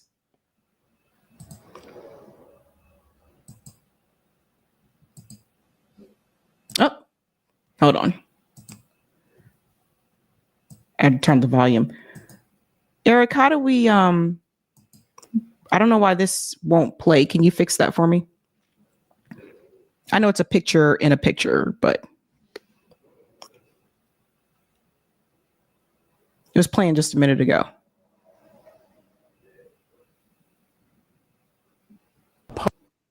Yeah, I might have to refresh it. Okay. And we just need the volume, I think. Yeah.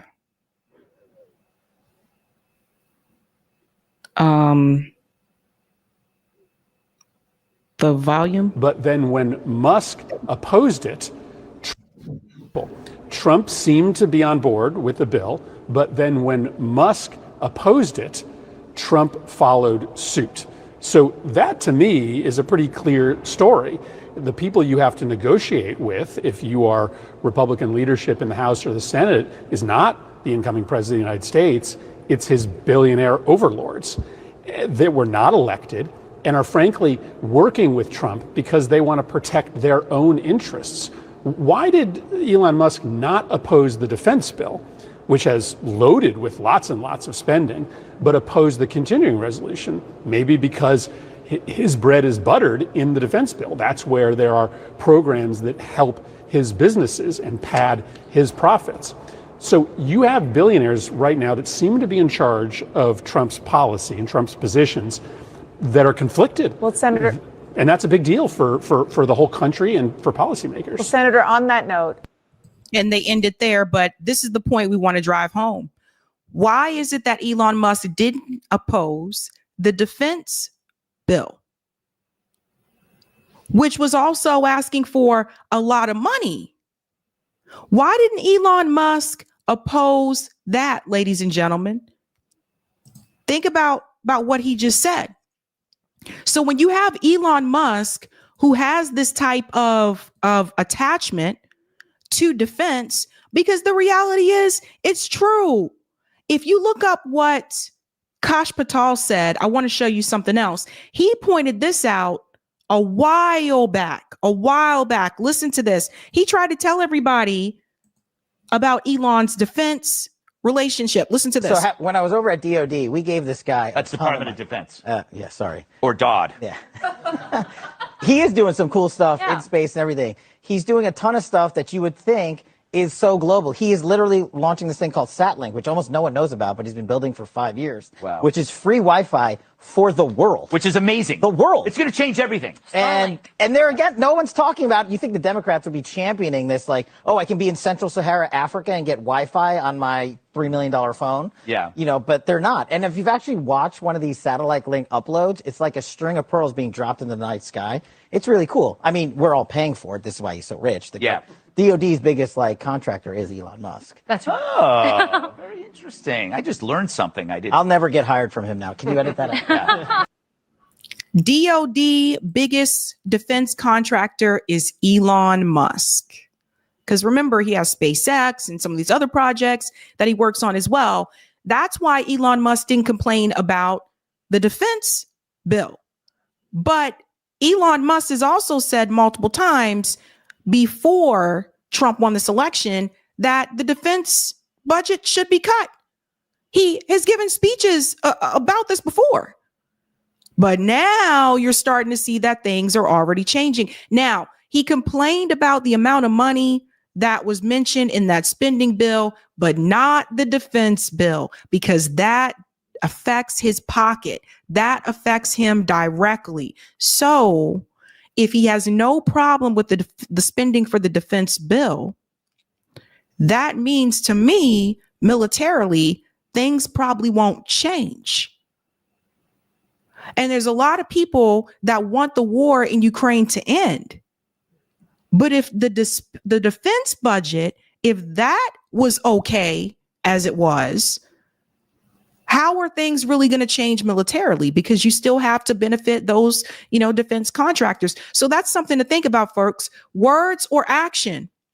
Because Elon Musk said words prior to Trump winning that we should reduce the defense budget. But when it came time for the legislation to pass, he didn't oppose it. It wasn't reduced. He opposed the spending bill. This is why I like to pay attention to action. Dwayne says, cut the military budget. Totally hear you. But Eric brings up a good point, because what did this all mean at the end of the day? And Eric really hits this home. The government shutdown fight is basically one side, Democrat, only wants to give $10 billion to billionaires, whereas the other side, Republican, wants to give them $100 billion. It's theater. So does everybody see this? At the end of the day, both sides want to give the billionaires billions. So he goes on to say, to see what real demands look like, MCDS. We talked about this before. 11 demands, guys. We keep talking about 11 demands, and I'm going to drive this home going into 2025, because this is stuff that I think people really need to hone in on. And that is MCDS. Again, money, big money runs everything in DC. The answer to all why questions in politics is the same. Why are Democrats so weak? Why are Republicans so vicious? It's because they are paid to be that way. Corruption. Our so-called representatives do not represent us. They represent the billionaires, the banks, and the mega corporations. They must be called out relentlessly as what they are, corrupt. And I jump in here to say this. People need to stop saying that these politicians are unaware, uninformed, they were misled. None of these things are true. They're corrupt. They're not uninformed. They're not misled. I'm working on a different strategy. No, that's not what this is about. They're corrupt. Call them what they are. You have to do this. Demands. Having a clear list of demands is crucial, and fixing big money in politics and government needs to be at the top. Solutions. Flowing from the demands are solutions. A movement has to be about more than just pointing out all the problems we face. It needs to provide a vision for a better world and a path to reaching it. Toward those ends, see the 11 demands strategy. And when we go to solutions, one of the things that I wanted to go to really quick, let me see. Hold on. 11 demands for real democracy. The first part right here. This is what I'm talking about. Fix big money in politics and government. Pass laws for clean elections and public financing and campaigns in every state. Do it through the states. Enact a constitutional amendment that says corporations are not people and money is not speech. We're seeing it happen right now. Look what Elon Musk was able to do. None of you voted for Elon Musk. Why is he making decisions? Start asking these questions. Let's bring this forward. Regulate campaign spending and lobbying. Investigate and prosecute corruption at all levels of government. Ban the revolving door of politics. Investigate, prosecute companies that use their jobs as bribes.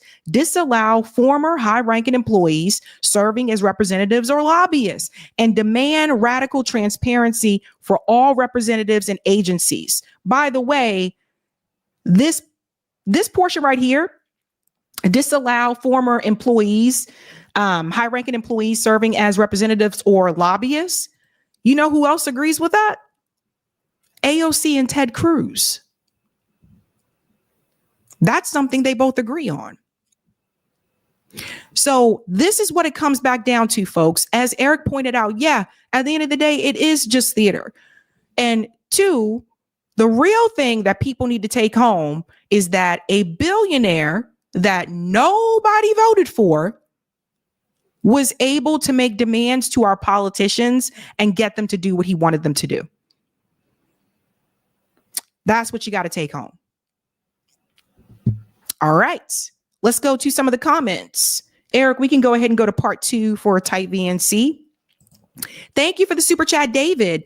Billionaires wear the pants in the government. Yes, they do, ladies and gentlemen. Yes, they do. Like Eric said, Elon makes it too obvious, way too obvious. There was one more I was going to click on and I just lost it. Yes, Dan said both parties have been doing this for decades, and I've seen this when I was in the military. See, we all know, like, not we all know, but my goal is to educate more people about this, because the reality is a lot of people don't know. I've had conversations with like voters who are not paying attention to electoral politics throughout the year. They come forward during election season and they don't know this stuff is going on. They're just like, they know that they belong to one of the political parties and they're just going to support that party. They know that things may not necessarily be improving, but they don't connect the dots to the money. And so my goal with this particular show was to educate people about how the money affects everything and then what you can do about it.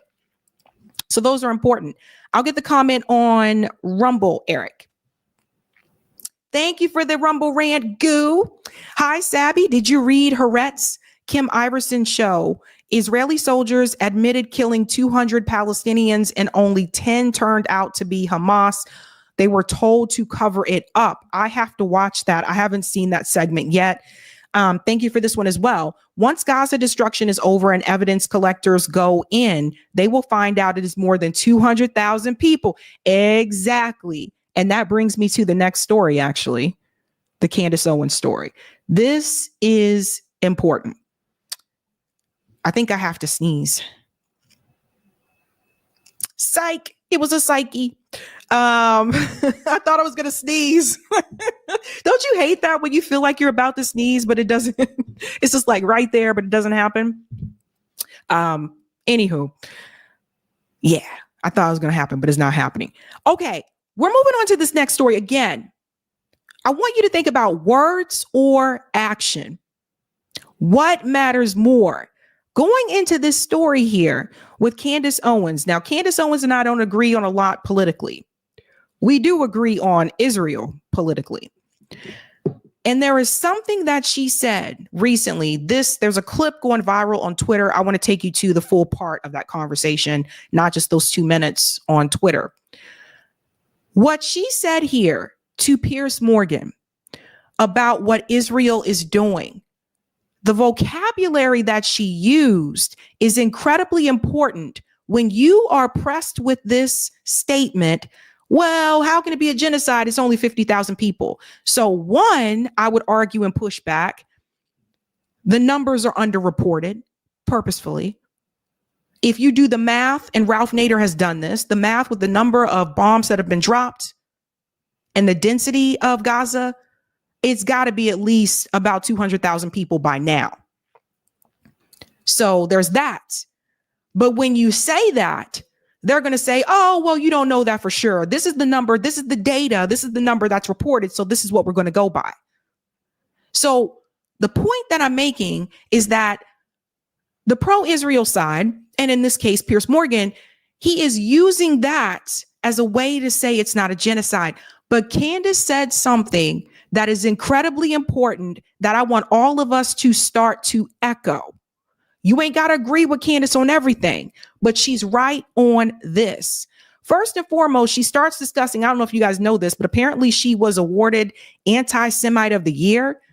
I mean, people come up with all kind of stuff, right? Anti-Semite of the Year, some award. But that isn't stopping her from talking about this issue. She's still talking about it. And a number of people probably would have backed away. So just keep that in mind. Listen to this. I don't view Jewish people to be some exception where you're allowed to now call everybody anti-Semites because you can't actually debate what Bibi Netanyahu is doing and why so many people around the world are not comfortable with it. So yes, they can award that all they want. People are mocking it. It's now become like cartoonish, and they have unfortunately or fortunately completely removed the power from that term. What is your view of Jewish people, of Judaism? Yeah. For the record, what's your view? My view is that, Judaism is a faith. Israel is a state, and it is not above critique. And that what Bibi Netanyahu has done to the Palestinians since October 7th is a Holocaust. It is a Holocaust that is being committed on Palestinian children and women. And I'm not going to quiet my perspective on that, to kowtow to whatever the prevailing narrative is at the New York Post.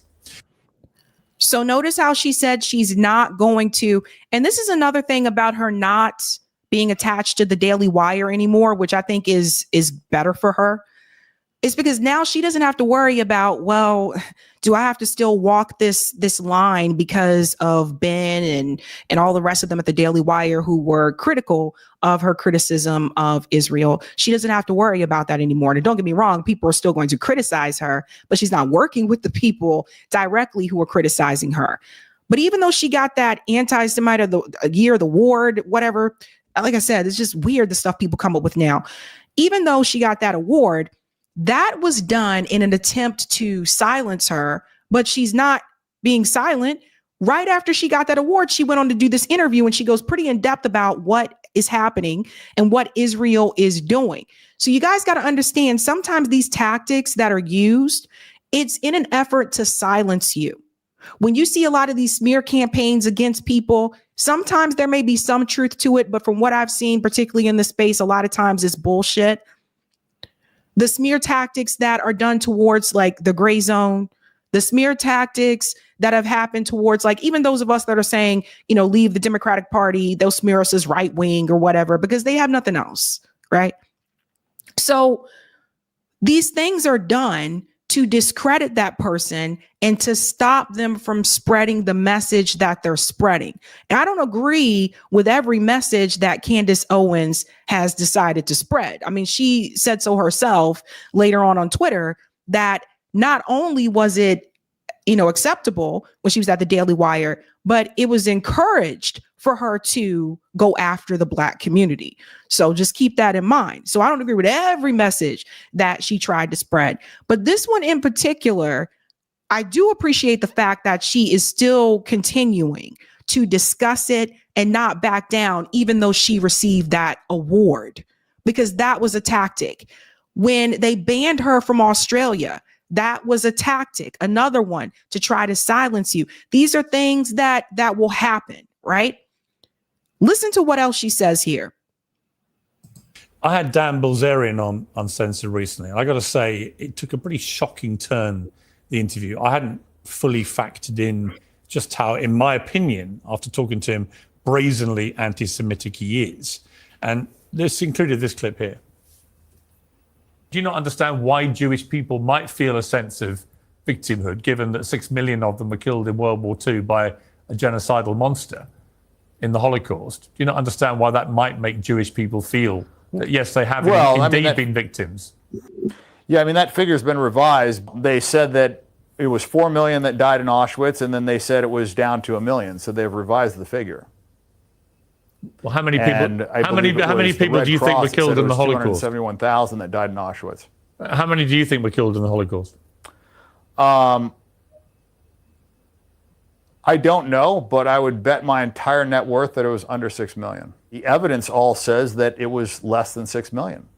I mean, just the mathematics don't work.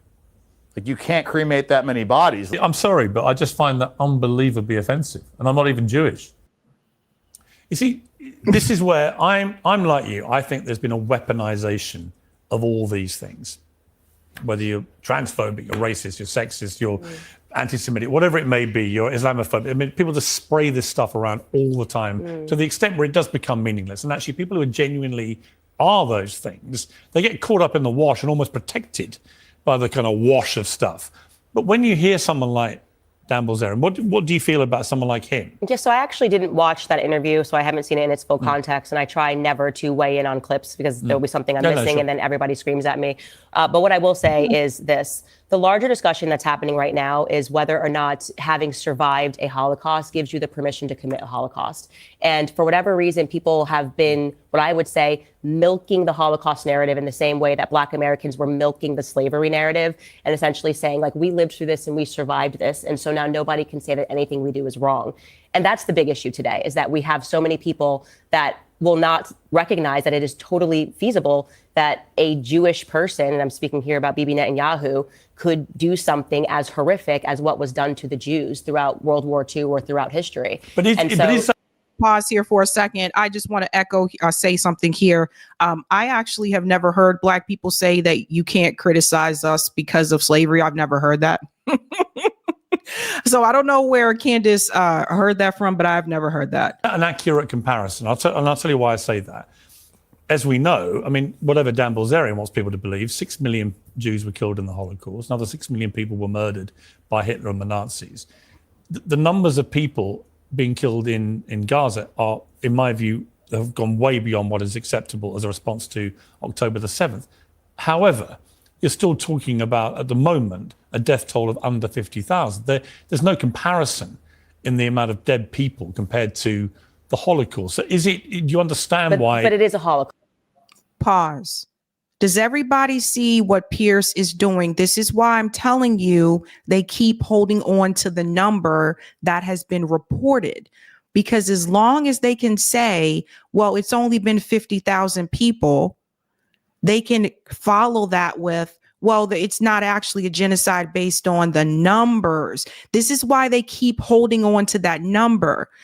And I think we've talked about this before on the show where, the Palestinian, like the Ministry of Health, that they underreport on purpose because they don't want to overreport and then find out, oh, it's not da-da-da. So they actually underreport. But if you do the math, like Ralph Nader apparently did, with the number of bombs that have been dropped, the density of the area, and the starvation, don't forget, the starvation is still happening. The numbers are more than 50,000. There's no way. It's basic math when you do it, right? So he's holding on to that number. Listen to this. What's happening? Well, is it though? Yes. So, I think language is really important. I think language is really important as well, and that's people why say Holocaust, genocide. I think what's happening is a Holocaust. The burning bodies of the children that I'm seeing every day, and we spoke about this a little bit on my show. But I have recognized that the ability to see this stuff every day has transformed my opinion. Maybe the numbers wouldn't have gotten so high if people had spoken up when it was happening at the very beginning during World War II. And so I want to use my platform to say that I believe that they are intentionally executing a Holocaust. I think Bibi Netanyahu, there's tons of evidence, and obviously the Western media is not reporting on this, but the corruption trials that are going on with Bibi Netanyahu pertaining to October 7th and him editing the transcripts and the prior knowledge that he knew is now becoming extremely pertinent. It is a question as to whether or not he allowed the attacks to take place, essentially to then be able to go in and to commit this Holocaust against the Palestinians. Now, based on everything that I've looked into and stuff that I had not seen before, because the Western media doesn't cover it, Bibi Netanyahu caught off camera speaking about how he had no intention of following the Abraham Accords and how he was going to get around it. He has, I believe, genocidal ambitions, and that's enough. We don't need to dispute, go backward or forward. Do I think Bibi Netanyahu has genocidal ambitions against the Palestinians? The answer is yes. Yes. Do you think he's a war criminal? Yes.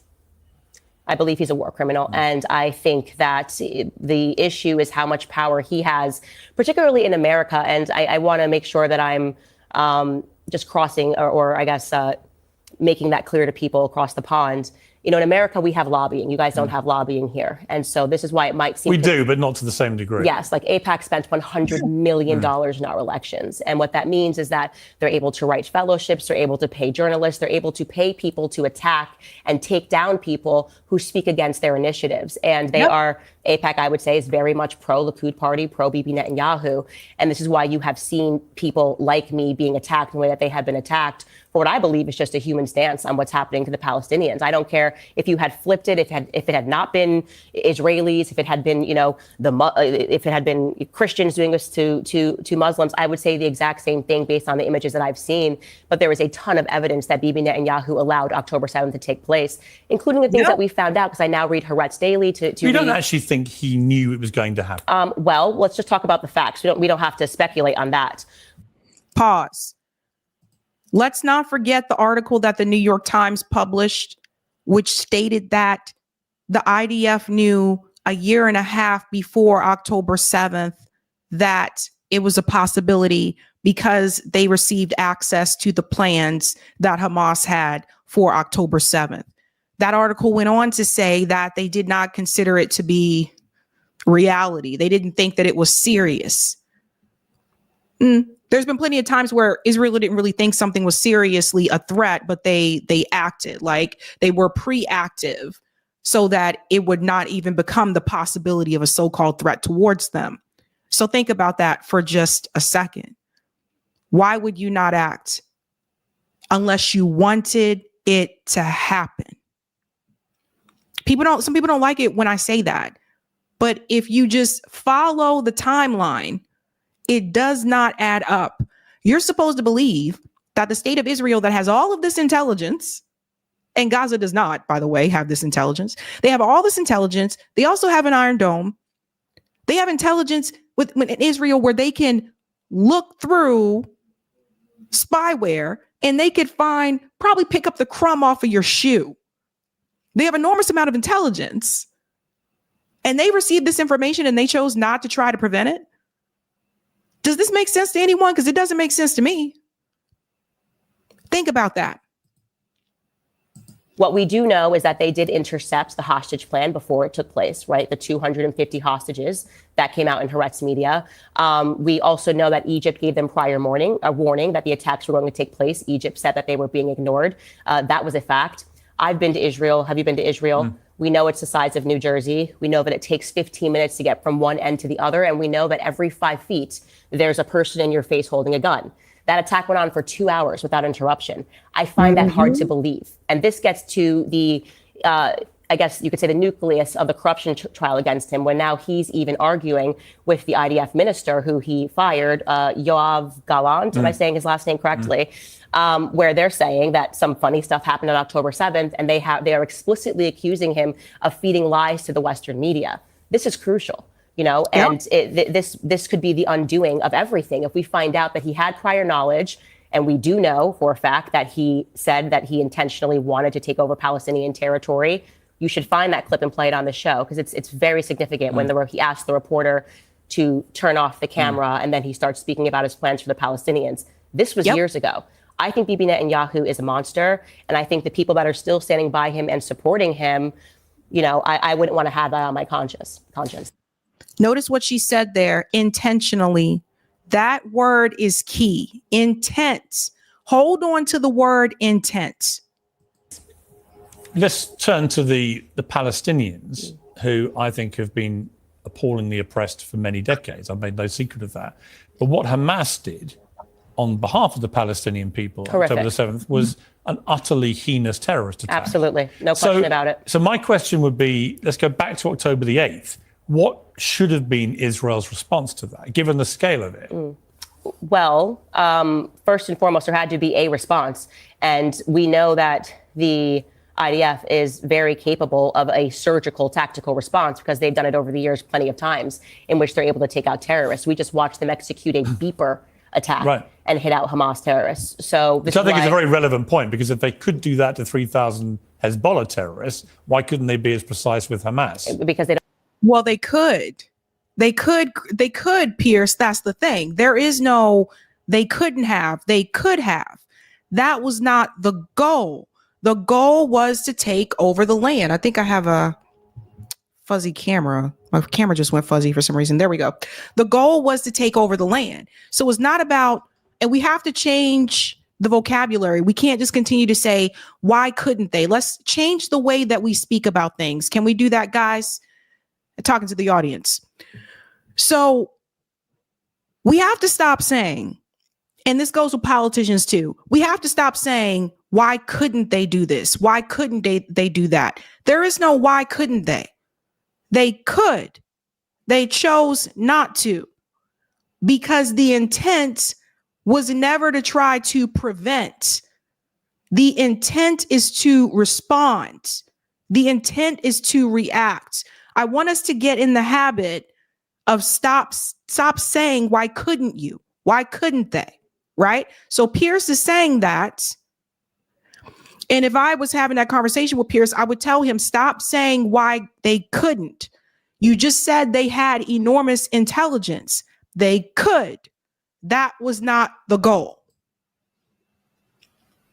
Go back a little bit so you can hear what she says right here. Okay. That the IDF is very capable of a surgical tactical response, because they've done it over the years plenty of times, in which they're able to take out terrorists. We just watched them execute a beeper attack and hit out Hamas terrorists. So Which I think is a very relevant point, because if they could do that to 3,000 Hezbollah terrorists, why couldn't they be as precise with Hamas? Because they don't want to be. They want to level it because they want to take it over. And I believe, and you can see this, by the way, in the videos of the settlers dancing. I mean, why do they have settlers already ready? That does not seem strange that this quickly you already have settlers that are going in and taking over the territory, and you're hanging, children's toys. Well, what should Israel have done, though? What would have been? They should have just taken out the Hamas terrorists. But how do you do that when they're embedded amongst civilians? Listen, I'm not an IDF minister, but what I can say is, going back to that beeper attack, it seems pretty precise. And there have been many examples of them doing that in the past. So I just don't buy the BS of we actually just have to take down entire towers and buildings. It doesn't even make sense. I mean, I'm not an engineering major, but if you're telling me that there's a tunnel under everywhere, you only have to hit a tunnel at a couple of points to render it completely useless. Exactly. And isn't this the same thing that the U.S. government did with bin Laden? They found him in a tunnel, right? They went right into the tunnel. So Israel gives away their own game, because when they tell you that they know that they're hiding in tunnels, but they're not going into the tunnels, you already know what the game is. Anybody else still defending what Israel is doing at this point is either naive, foolish, or they're in on it. They support what Israel is doing. And the US government does support that. Now, they're not going to come out and tell you that. Biden's not going to come out and tell you that. Hell, Kamala's not going to tell you that. None of them are going to tell you that, because that would make them look pretty bad, right? No, they're not going to say that, but they do. If they didn't support what Israel was doing, they would stop giving them weapons just like that. They could also stop giving them weapons because they're starving people in Gaza still. They're still starving them. You can watch videos, you can Google and see videos from nurses and doctors that are in Gaza that are repeatedly doing these interviews on corporate media telling people they're not allowing the food and the supplies to get in. That's not coming from Palestinians. That's coming from American doctors who are over there. So this is the thing. Their goal was not to take out Hamas. I said this over and over again. They were never really trying to find Hamas. They were trying to level Gaza all together. And the sooner people understand that, the sooner they can stop asking this question about why is it that we haven't had a ceasefire yet? We haven't had a ceasefire because the US government doesn't really want them to have a ceasefire. The only reason they even started saying ceasefire is because of all the pressure from the protesters. They didn't expect that to happen. That's the only reason. That was just to calm us down. So just keep that in mind. So the idea that they had to level the entire place plus go out into refugee camps doesn't make any sense. Like I said, I think their goal, and as they do, they have all these policies mowing the lawn, where they kill a certain amount of Palestinians every year. This is genocidal. The aims here are genocidal. Your father-in-law, very highly well-regarded man in this country, Lord Michael Farmer, said the Israeli Defense Forces were acting in a highly accountable way in an extremely complex and difficult environment. We cannot forget that they have been forced to prosecute this war. Obviously, a different interpretation of events there. Have you discussed this with him? Yeah, I mean, I try to separate my politics from his politics because I think it's unfair in any family to say, well, what does your mom think? What does your cousin think? What does my sister think? My sister's a Democrat, What I can say is I deeply respect him. He's done a tremendous amount of work. And I want to say this. I was on the Zionist side. Let's not forget this. For years, I worked for Prager University. I worked for Daily Wire. And so I was much more sympathetic to, I would say, the Zionist cause throughout my entire career. But the difference is, and I think we spoke about this on my podcast, generationally, with the access of social media, being able to see these things every day versus the person who, as you described it, as you are still, because you're kind of a combo, who hears the thud of the newspaper and reads the newspaper and believes that, or, this kind of becomes or colors their worldview, is very different. Social media completely transformed my perspective on what's happening in Israel and Palestine. And I'm disgusted with myself for not being more awake. Okay, but that's to interesting it. because pause that for a second. Something I want to add here as well. Many of us that grew up in the church, we were taught these things too. And if you're watching and you're like me, and people are like, oh, not in the black church. No, we were taught that in the black church too. If you're like me and you grew up in the church, you were taught this too. That not that they were supposed to go and kill all these Palestinian people, but you were taught that Israel was the Holy Land and that was supposed to be for the Jewish people. And then you learn about, in Revelations and all that stuff. Like it's really having flashbacks here. We were taught that. We were taught that that was supposed to be their sacred place. Now, I was really young back then. The last time I remember asking questions about something that was interpreted by our pastor at that time from the Bible, I got some really strange looks. And I was just a teenager and I had a question. And I learned very quickly there were just certain questions, like you weren't supposed to question it. You weren't supposed to question not just the biblical text, but you damn sure as hell weren't supposed to question the preacher who was interpreting the biblical text, not keeping in mind that different people have different interpretations of the Bible. There's also different versions of the Bible as well. Some people follow the Old Testament. Some people follow the New Testament. Some people kind of look at both. I mean, there's so many different. And so you were taught pretty early on that this is how it was supposed to be. So when people ask the questions, well, why do Christians support what's happening? Because that's what we were taught in the church, right? I had to do my own research, guys. I didn't know when I was growing up in the church, I didn't know these things were happening to the Palestinian people. I didn't know anything about this stuff. I learned more as I got older. And a journalist named Abby Martin made one hell of a documentary. And that really opened my eyes. And I started to pay more attention and I started to read more and more about it. So if people don't educate you about the issue, you can go your whole life believing this is right. It's just something to think about. Can social media also, can it wrongly skew a narrative? In other words, can it reinforce one view, which is very quickly established? I mean, I was astonished how quickly the narrative after October the 7th became anti-Israel and very pro-Palestinians stroke Hamas in many cases. I found that quite terrifying that was the case, notwithstanding my own view about how Palestinians have been treated before that.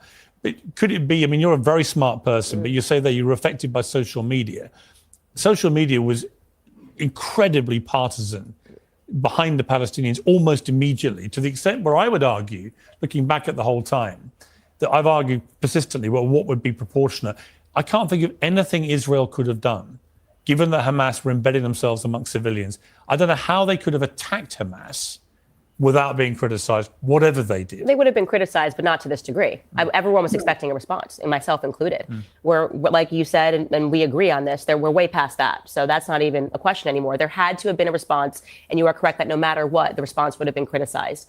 But now there are questions about whether or not, like I said, they allowed this attack to happen, and I think this corruption trial will tell us much more. My instincts are telling me yes, but to go back to your question about whether or not social media can color you the wrong way, for the first time ever, we were just able to see what was happening in Palestine.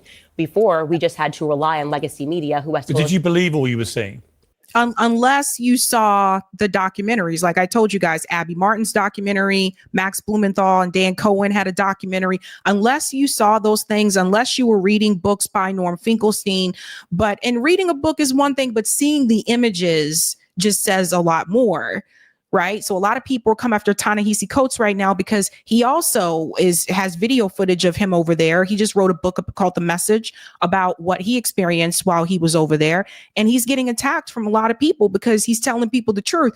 And the reality is a lot of people really did not know. You know how many people I've spoken to that said they had no idea what was happening to the Palestinian people pre-October 7th, before October 7th happened. It wasn't until October 7th that a lot of people were like, whoa, what is happening here? I didn't know about this. I didn't know about occupation. A lot of people didn't know. You guys saw it yourself. I showed it on the show where Marianne Williamson had an interview with one of the girls from, I think the name of that singing group is called Three Harmony or something like that. Anyway, she had an interview with Lauren from that girl pop group, and Lauren had to correct Marianne and tell her that Gaza is under occupation. Remember, Marianne had to issue a statement on Twitter telling people that she didn't know that Gaza was occupied. So that's what I'm saying. A lot of people just weren't aware. When I first saw it, I kind of wanted to wait. You know, I was trying to just sort through everything because I'm still not sure all the stuff I see is right. Well, it's very some hard of it. to. Well, but I'm now getting my information because I ended up signing up for Haaretz in Israeli newspapers because they're protesting it. They're calling this an ethnic I read cleansing. that stuff all the time. Yeah. If Israeli newspapers are calling this an ethnic cleansing, why do we not have people in the Western media that have the courage to call it the same? It's clearly not anti-Semitism. Why on earth would Haaretz media or a Haaretz Israeli newspaper be anti-Semitic and want to see the undoing of Jews? Again, this goes back to AIPAC and back to lobbying. But to answer your question, that piqued my curiosity, and I couldn't believe that essentially everything that I had these presets to believe about Jews, everything was existential. Again, that sort of Holocaust upbringing in my mind culturally, seeing so many Holocaust movies, I kind of had these factory settings where I instantly always wanted to see Jewish people as the victim. And it was very hard for me to kind of shed that and to. But a lot of Jewish people were victims here too. Correct, but what I'm saying is my factory. So it's not wrong for them to play the victim if they're genuinely being victims. If they're genuinely being victims, correct. But when I say my factory settings, what I mean is that the second a Jewish person got hysterical about anything, I just assumed they were telling the truth and were the victims. I'm just kind of going back and assessing my own character flaws. I got this wrong in my political career. What you should do is not have these factory settings and actually examine the facts, right? And so when I started to do that, what I started noticing was I wasn't even allowed to ask a question. So I'd see something and then I'd say, well, what is this? And then suddenly it was anti-Semitism. And that right there to me signals you're not telling me the truth because you shouldn't have to do that, right? That's right. So that part right there, again, at least she's willing to admit that she didn't have it right before, but she was willing to learn. A lot of people aren't willing to do that. A lot of people are really doubling down here to try to support and defend Israel. And again, I think it has to do with the way a lot of us that grew up in the church were raised. And I don't know, I'm curious, you know, I haven't been to church in a while, but I'm curious, what are churches teaching right now about this particular conflict? I'm really curious. And I say that because especially a lot of younger people are very much aware of the true story of the creation of Israel at this point in time. So I wonder, what are the churches talking about now? How are they addressing this issue? We'll go on a little bit more here, and then I want to show you something else. Nobody is going but I to think side. that works. I think that works in almost every single debate in the world right now. I see it the other way around, where you get being accused of being an Islamophobe if you dare to criticize anything on the Palestinian side, even if a lot of the stuff that's been going on is worthy of criticism. I haven't seen that, and I say this as someone who was deeply critical of people that were Islamic throughout my entire career, because again, I jumped into politics, and there's a certain perspective that you're supposed to have in America about Zionism, and you're supposed to kind of marry yourself to it. And despite all of the things that I now kind of blush when I look back on, that I sort of had those factory settings, they never kind of just like routinely dismissed me. They just kind of were like, well, she's bought and paid for, never called me an Islamophobe, whatever it is. I just want to be fair. And I want to be fair. If something happened tomorrow and in an elite place in America and a bunch of Jews were killed and targeted, I want to stand on my platform and say what is happening to Jewish people is wrong. I'm not married to hating Jews because I think what Bibi Netanyahu is doing is wrong. It has nothing to do with the Jewish people at large. This is a foreign state. Yep. He's allowed to be criticized in the same way that I criticize Biden, in the same way that you can criticize Trump. I'm criticizing Bibi Netanyahu, and I think the ICC got it correct in pursuing an arrest against him. And she's right. And so I want to go ahead and stop that right there. And I want to show you why it was really important that she mentioned the word intent. What are his intentions? I think that's something that we need to hold on to, that word right there. And I want to show you why. Because people keep going back to the number, and they're not looking at what the UN defines as a genocide. The United Nations defines genocide. And I want you to see the definition of the word genocide. This is the Convention on the Prevention and Punishment of the Crime of Genocide. Article 2. In the present convention, genocide means any of the following acts committed with intent to destroy in whole or in part of national, ethical, racial, or religious group. Let's just stop right there for a second and look at what it says. This is the word, ladies and gentlemen. It's that word intent. When Piers Morgan says, how can it be a genocide if there's only been like 50,000 people that have been killed? And I told you, I don't believe that number. I think it's more people. There's more bodies that are buried under the rubble. And it's probably closer to like 200,000 people at this point in time. But I digress. The number at this point isn't as relevant as Piers Morgan thinks it is. And a lot of people who are supporting Israel are holding on to that number. But the reality is, if you look at the UN definition of genocide, it involves the word with the intent. So the point that Candace was trying to make is that Benjamin Netanyahu and the Likud party have been very vocal about their intention to flatten Gaza, to take the land, to get rid of the Palestinian people. This is not a secret. It's not like it's hush hush behind some closed door. These are statements they have made publicly. They called them all Amalek. Don't forget about that. They've been very vocal about taking the Gaza beachfront property and building it up as some type of resort area. Leave Gaza aside for a second. Go to the West Bank. Removing the Palestinian people from their homes, taking their homes. So it's not secret.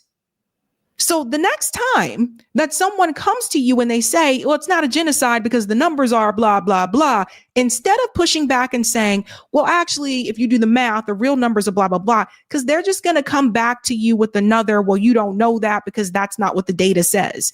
Show them the definition on the UN's website. Show them what it says. It is that key word, intent. Killing members of a group, causing serious bodily or mental harm to members of the group, deliberately inflicting on the group conditions of life calculated to bring about its physical destruction in whole or in parts. Notice it says, or in parts. So a genocide doesn't mean all the people. It can even be just in parts. Imposing measures intended to prevent birth within the group, forcibly transferring children of the group to another group. So the first two right here, killing members of the group, causing serious bodily or mental harm to members of the group. They even include mental. Deliberately inflicting on the group's conditions of life calculated to bring about its physical destruction in whole and part. The first three all apply. Just the first three alone. Starvation, destruction. I mean, come on. And the intent. And that's what you need to remember. We can put the link to this in the chat for people, so you have that as a reference to go back to. Because when it comes to Israel, when we talk about words or actions, for Israel, it's both. Because their actions show you that they're trying to kill all the Palestinian people and they want the land, but they also have the words to back it up because their words show their intentions.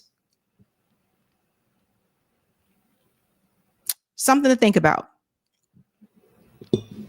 Let's go to the comments here, ladies and gentlemen. Alicia says, at least she is consistent on being pro-life, including Palestine. You're right about that one. Because some people that are pro-life are not pro-life when it comes to Palestine. I think some of us have noticed that. Collage Mirage, has she called Trump out on his Zionist-filled cabinet? So far, not that I have seen. I hope that she will. I mean, you guys know I have. I hope that she will. But I don't know. Hopefully she will, though. David says you need to have her on as a guest. If she comes on as a guest, I would ask her about that. Like, is she going to call out the Zionist cabinet? But I know everyone keeps telling me this. I have no idea how to contact her. Her contact info is not public, but I would ask her about that. Thank you, John. Candace Owens was pro-Israel under Trump. She's anti-Israel now under Biden, but will switch back once Trump returns. Just you watch, don't fall for it. I don't know about this one. Under Trump, there wasn't the genocide. Things are a little bit different now. I don't know. I think that she would get a lot of heat if she did that. I don't think that she would switch back to pro-Israel because of the genocide. Skylar says, call it out, Sabby. Ain't no why couldn't they? It's why didn't they? There you go. Abdul says, exactly. Thank you, Sabby, for telling us the truth. Nothing but the truth about ongoing genocide, Holocaust, war crimes, ethnic cleansing of Palestinians by Zionist America, Great Britain, France, Germany, Australia, and I think that's Canada. Miss Kiwi says, mowing the lawn, killing the lawn, and making a parking lot at this point. You're correct. Tahira, none of your business peers. Oh, that one he was asking about her father-in-law. I know that was random. Like, you can't control your family's political beliefs. Like, you can try to educate them as much as you want to, but come on. Thank you, Jasmine. And that is the very reason why Christians in power here support Zionists. It justifies their faith and makes them believe it is the true one. It's an interesting point. The Lion's Den, we do, Sabby. The church lied to everyone. All churches never taught the 12 tribes of Israel. Good point. And thank you, Cheetah. Tribute to Brother Khalid Nabhan that was killed by IOF on Monday. Yeah, I tweeted about that. A year after the grandkids, his granddaughter Reem, who he called her the soul of his soul, was killed by IOF. Free Palestine. I saw that. Yeah, that was really sad. I was like, geez, it's crazy stuff, man. Okay. All right, guys. Go ahead and smash that like button. Thank you. If you're new, don't forget to like, sub, and share. And I have one more quick story for you that I think a lot of people don't know about, and we need to talk about that. And then I'll go to the Rumble rant. Biden and Kamala have been very vocal about protecting dreamers. And they were very vocal about the deportations that could happen under Donald Trump. Let's just remind you of that. And then I want to tell you what just happened, because I don't think a lot of people know about this. Remember this? And together, CHC, we must also reform our broken immigration system and protect our dreamers and understand we can do both. Create an earned pathway to citizenship and ensure our border is secure. We can do both, and we must do both.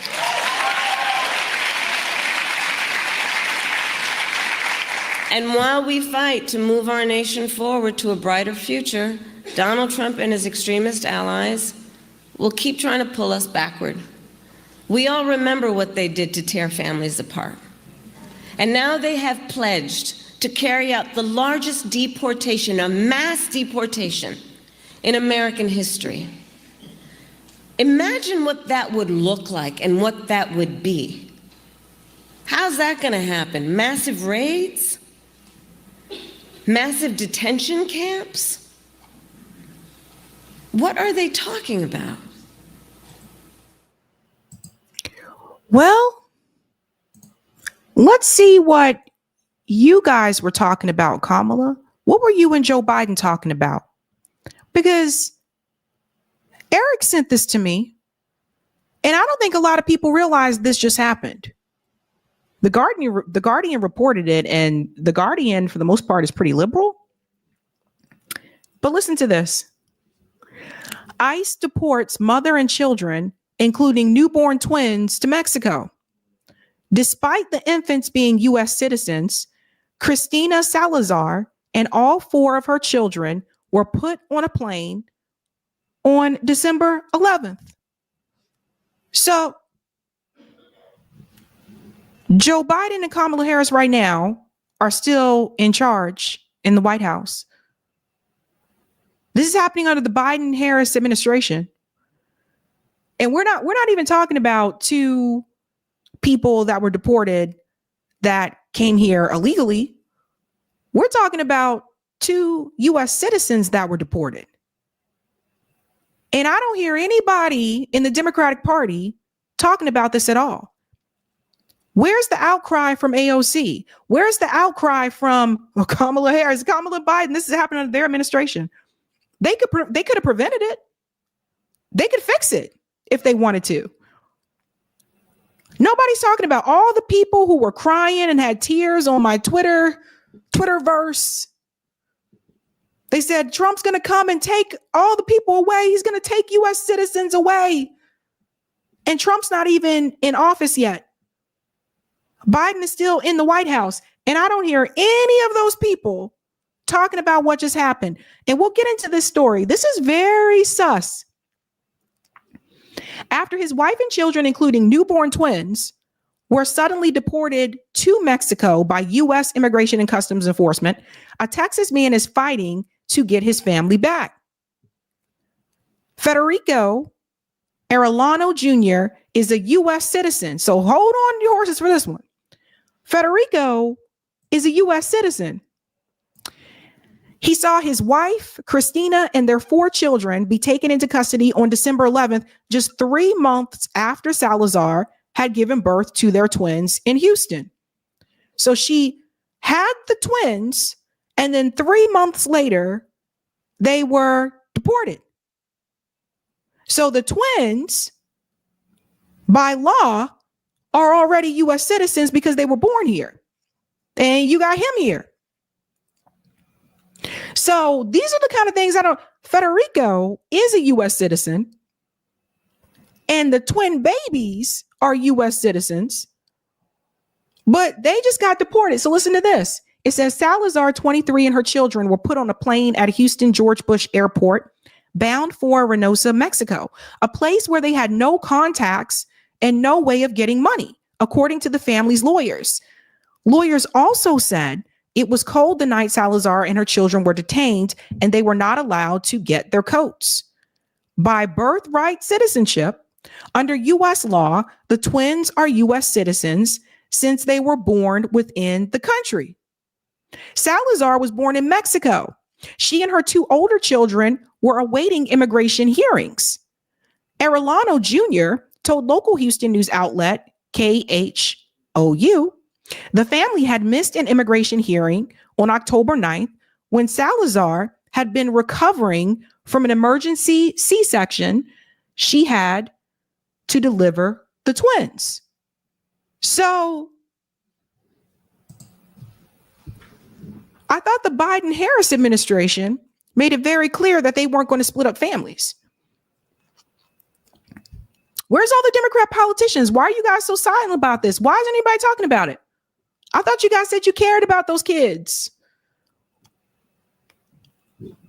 The kids still in cages at the border too, right? Remember they all cared about, oh my God, the kids are in cages. Kids are still in cages under Biden. You don't even hear them talk about it anymore.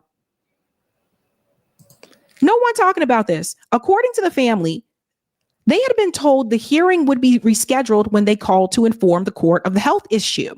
The family allegedly had a call back from an official at the immigration court and were instructed to arrive at a meeting point in Houston to discuss their case. it was there that Salazar and her 4 children were arrested. The family did not have legal representation at the time of the arrest, but is now represented by immigration attorneys, Isaias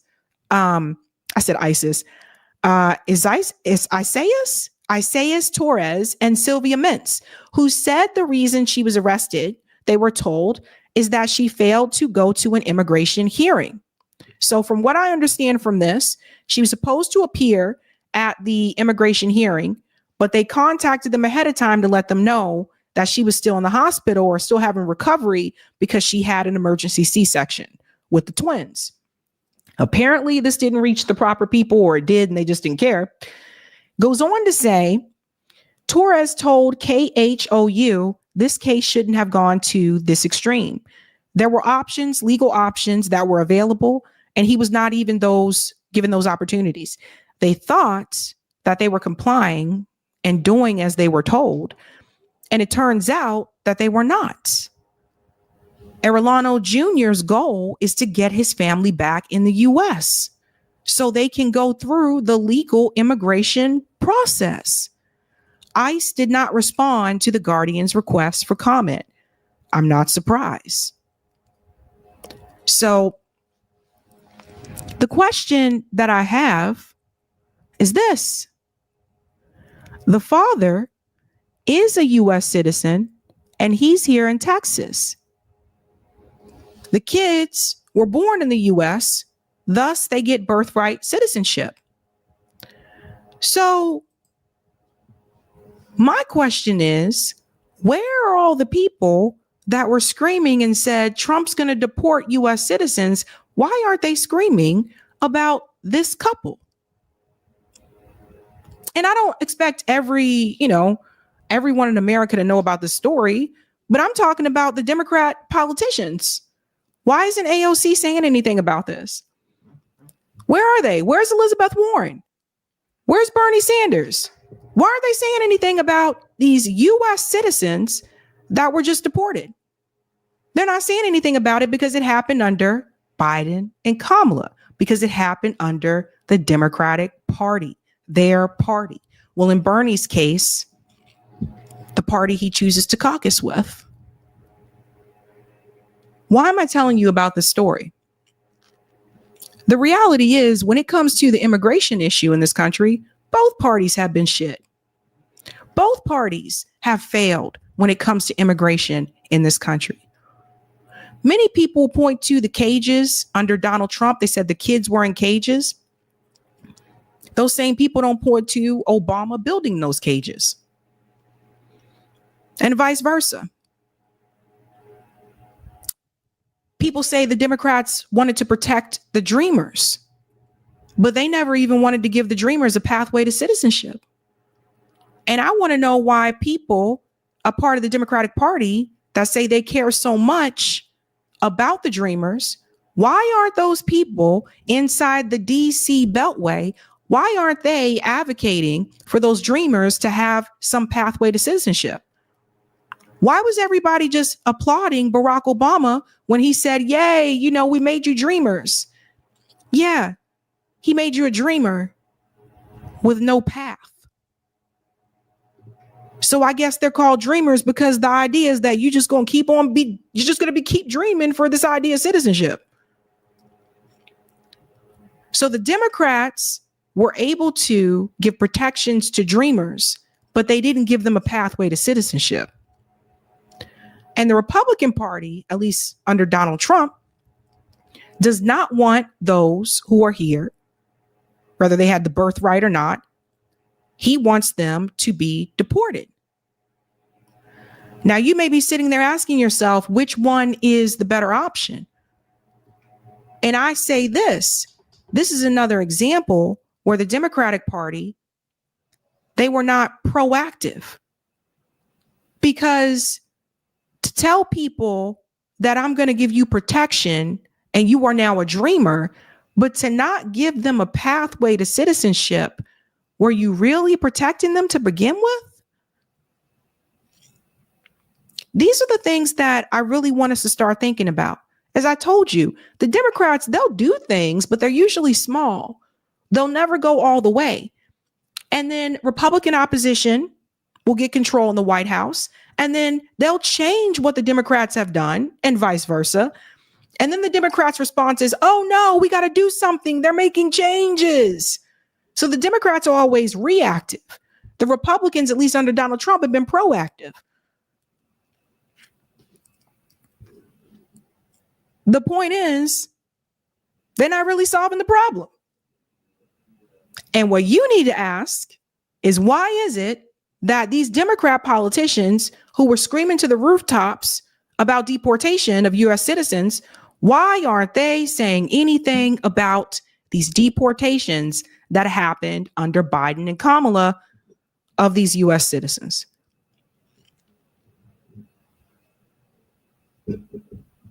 Think about these things, folks. Think about these things, fam.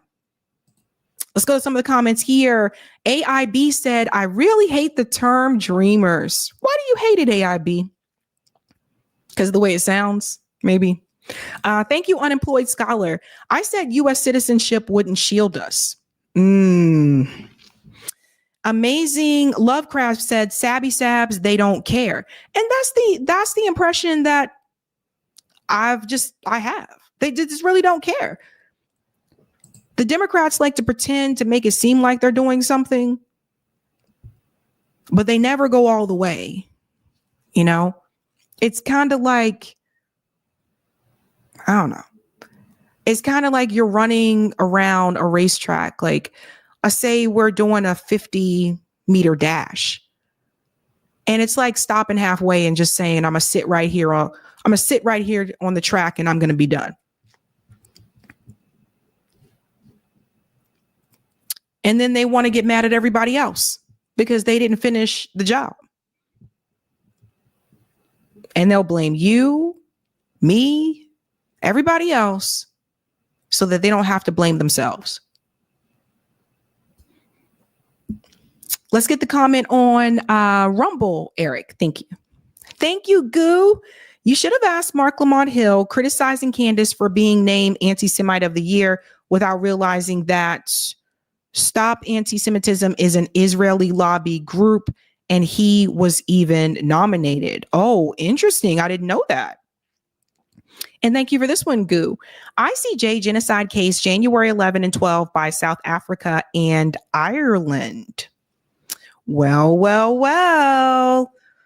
We'll have to stay tuned, and thank you for this one. A good book was from 1991 comic book Palestine by Joe Sacco, which award-winning book described what Palestinians go through and their dehumanizations in media and news, which led to the first Intifada. 1991. Okay. I have to put that one on my list. There's been a number of books that people have suggested me to read about this. The poll. Oh, yeah. Don't let me forget that. Let's do the poll, Eric. I think I forgot it last night. Thank you. How do you feel about the possibility of a government? I guess it doesn't apply anymore, but anyway, how do you feel about the possibility of a government shutdown? 11% said you were worried. 19% said, I'm not too worried. I forgot the M. I'm not too worried. 53% of you said, I'm not worried about it. And 17% said, I don't know yet. Yeah, well, they did avert that, so you don't have to worry about that, fam. Someone in the chat said it's snowing here. It's snowing here too. Yeah, it's been snowing since noon today, like kind of like off and on. Like it was snowing and it stopped and snowing, and I think it's going to stop a little bit later this evening. But yeah, snowing here too. And if the temperatures hold, then that means that we might have a white Christmas. That's if the temperatures hold. Christmas is Wednesday. So see, it's Saturday, Sunday, Monday, Tuesday. It's like 4 days. I have to check the temperatures because if it gets a little bit above, I don't know. We'll see. We'll see. I'm looking for a white Christmas. I haven't had a white Christmas in years, so it could be. I don't know about that, Eric. Eric, you probably should have finished that instead of just saying dreaming of a white. Somebody will see this and be like, what? Oh my God. Fire said snowing in Lancaster, PA was talking and doing for the fam today. So it's snowing in Pennsylvania as well. Interesting. Christmas, thank you. Oh my God. And Slimy said, you mean it will be a brown slushy Christmas, Sabby? It might be. Yeah, I'd rather have a lot of snow, thick, fluffy snow, instead of that slush. That's what I don't like. I don't like the slush snow. It's just gross, you know? And it doesn't even matter, even if I have on snow boots. If it's a bunch of slush, I feel like even with snow boots, like for whatever reason, if it's slush, a little bit of liquid always manages to get in somehow. Or maybe I need to get new snow boots. I don't know, but I don't like the snow.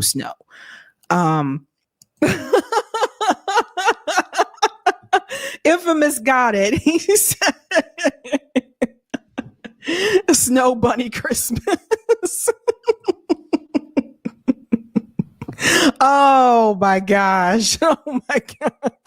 All right, guys, that's it for me tonight. Have a good weekend. Live stream on Sunday.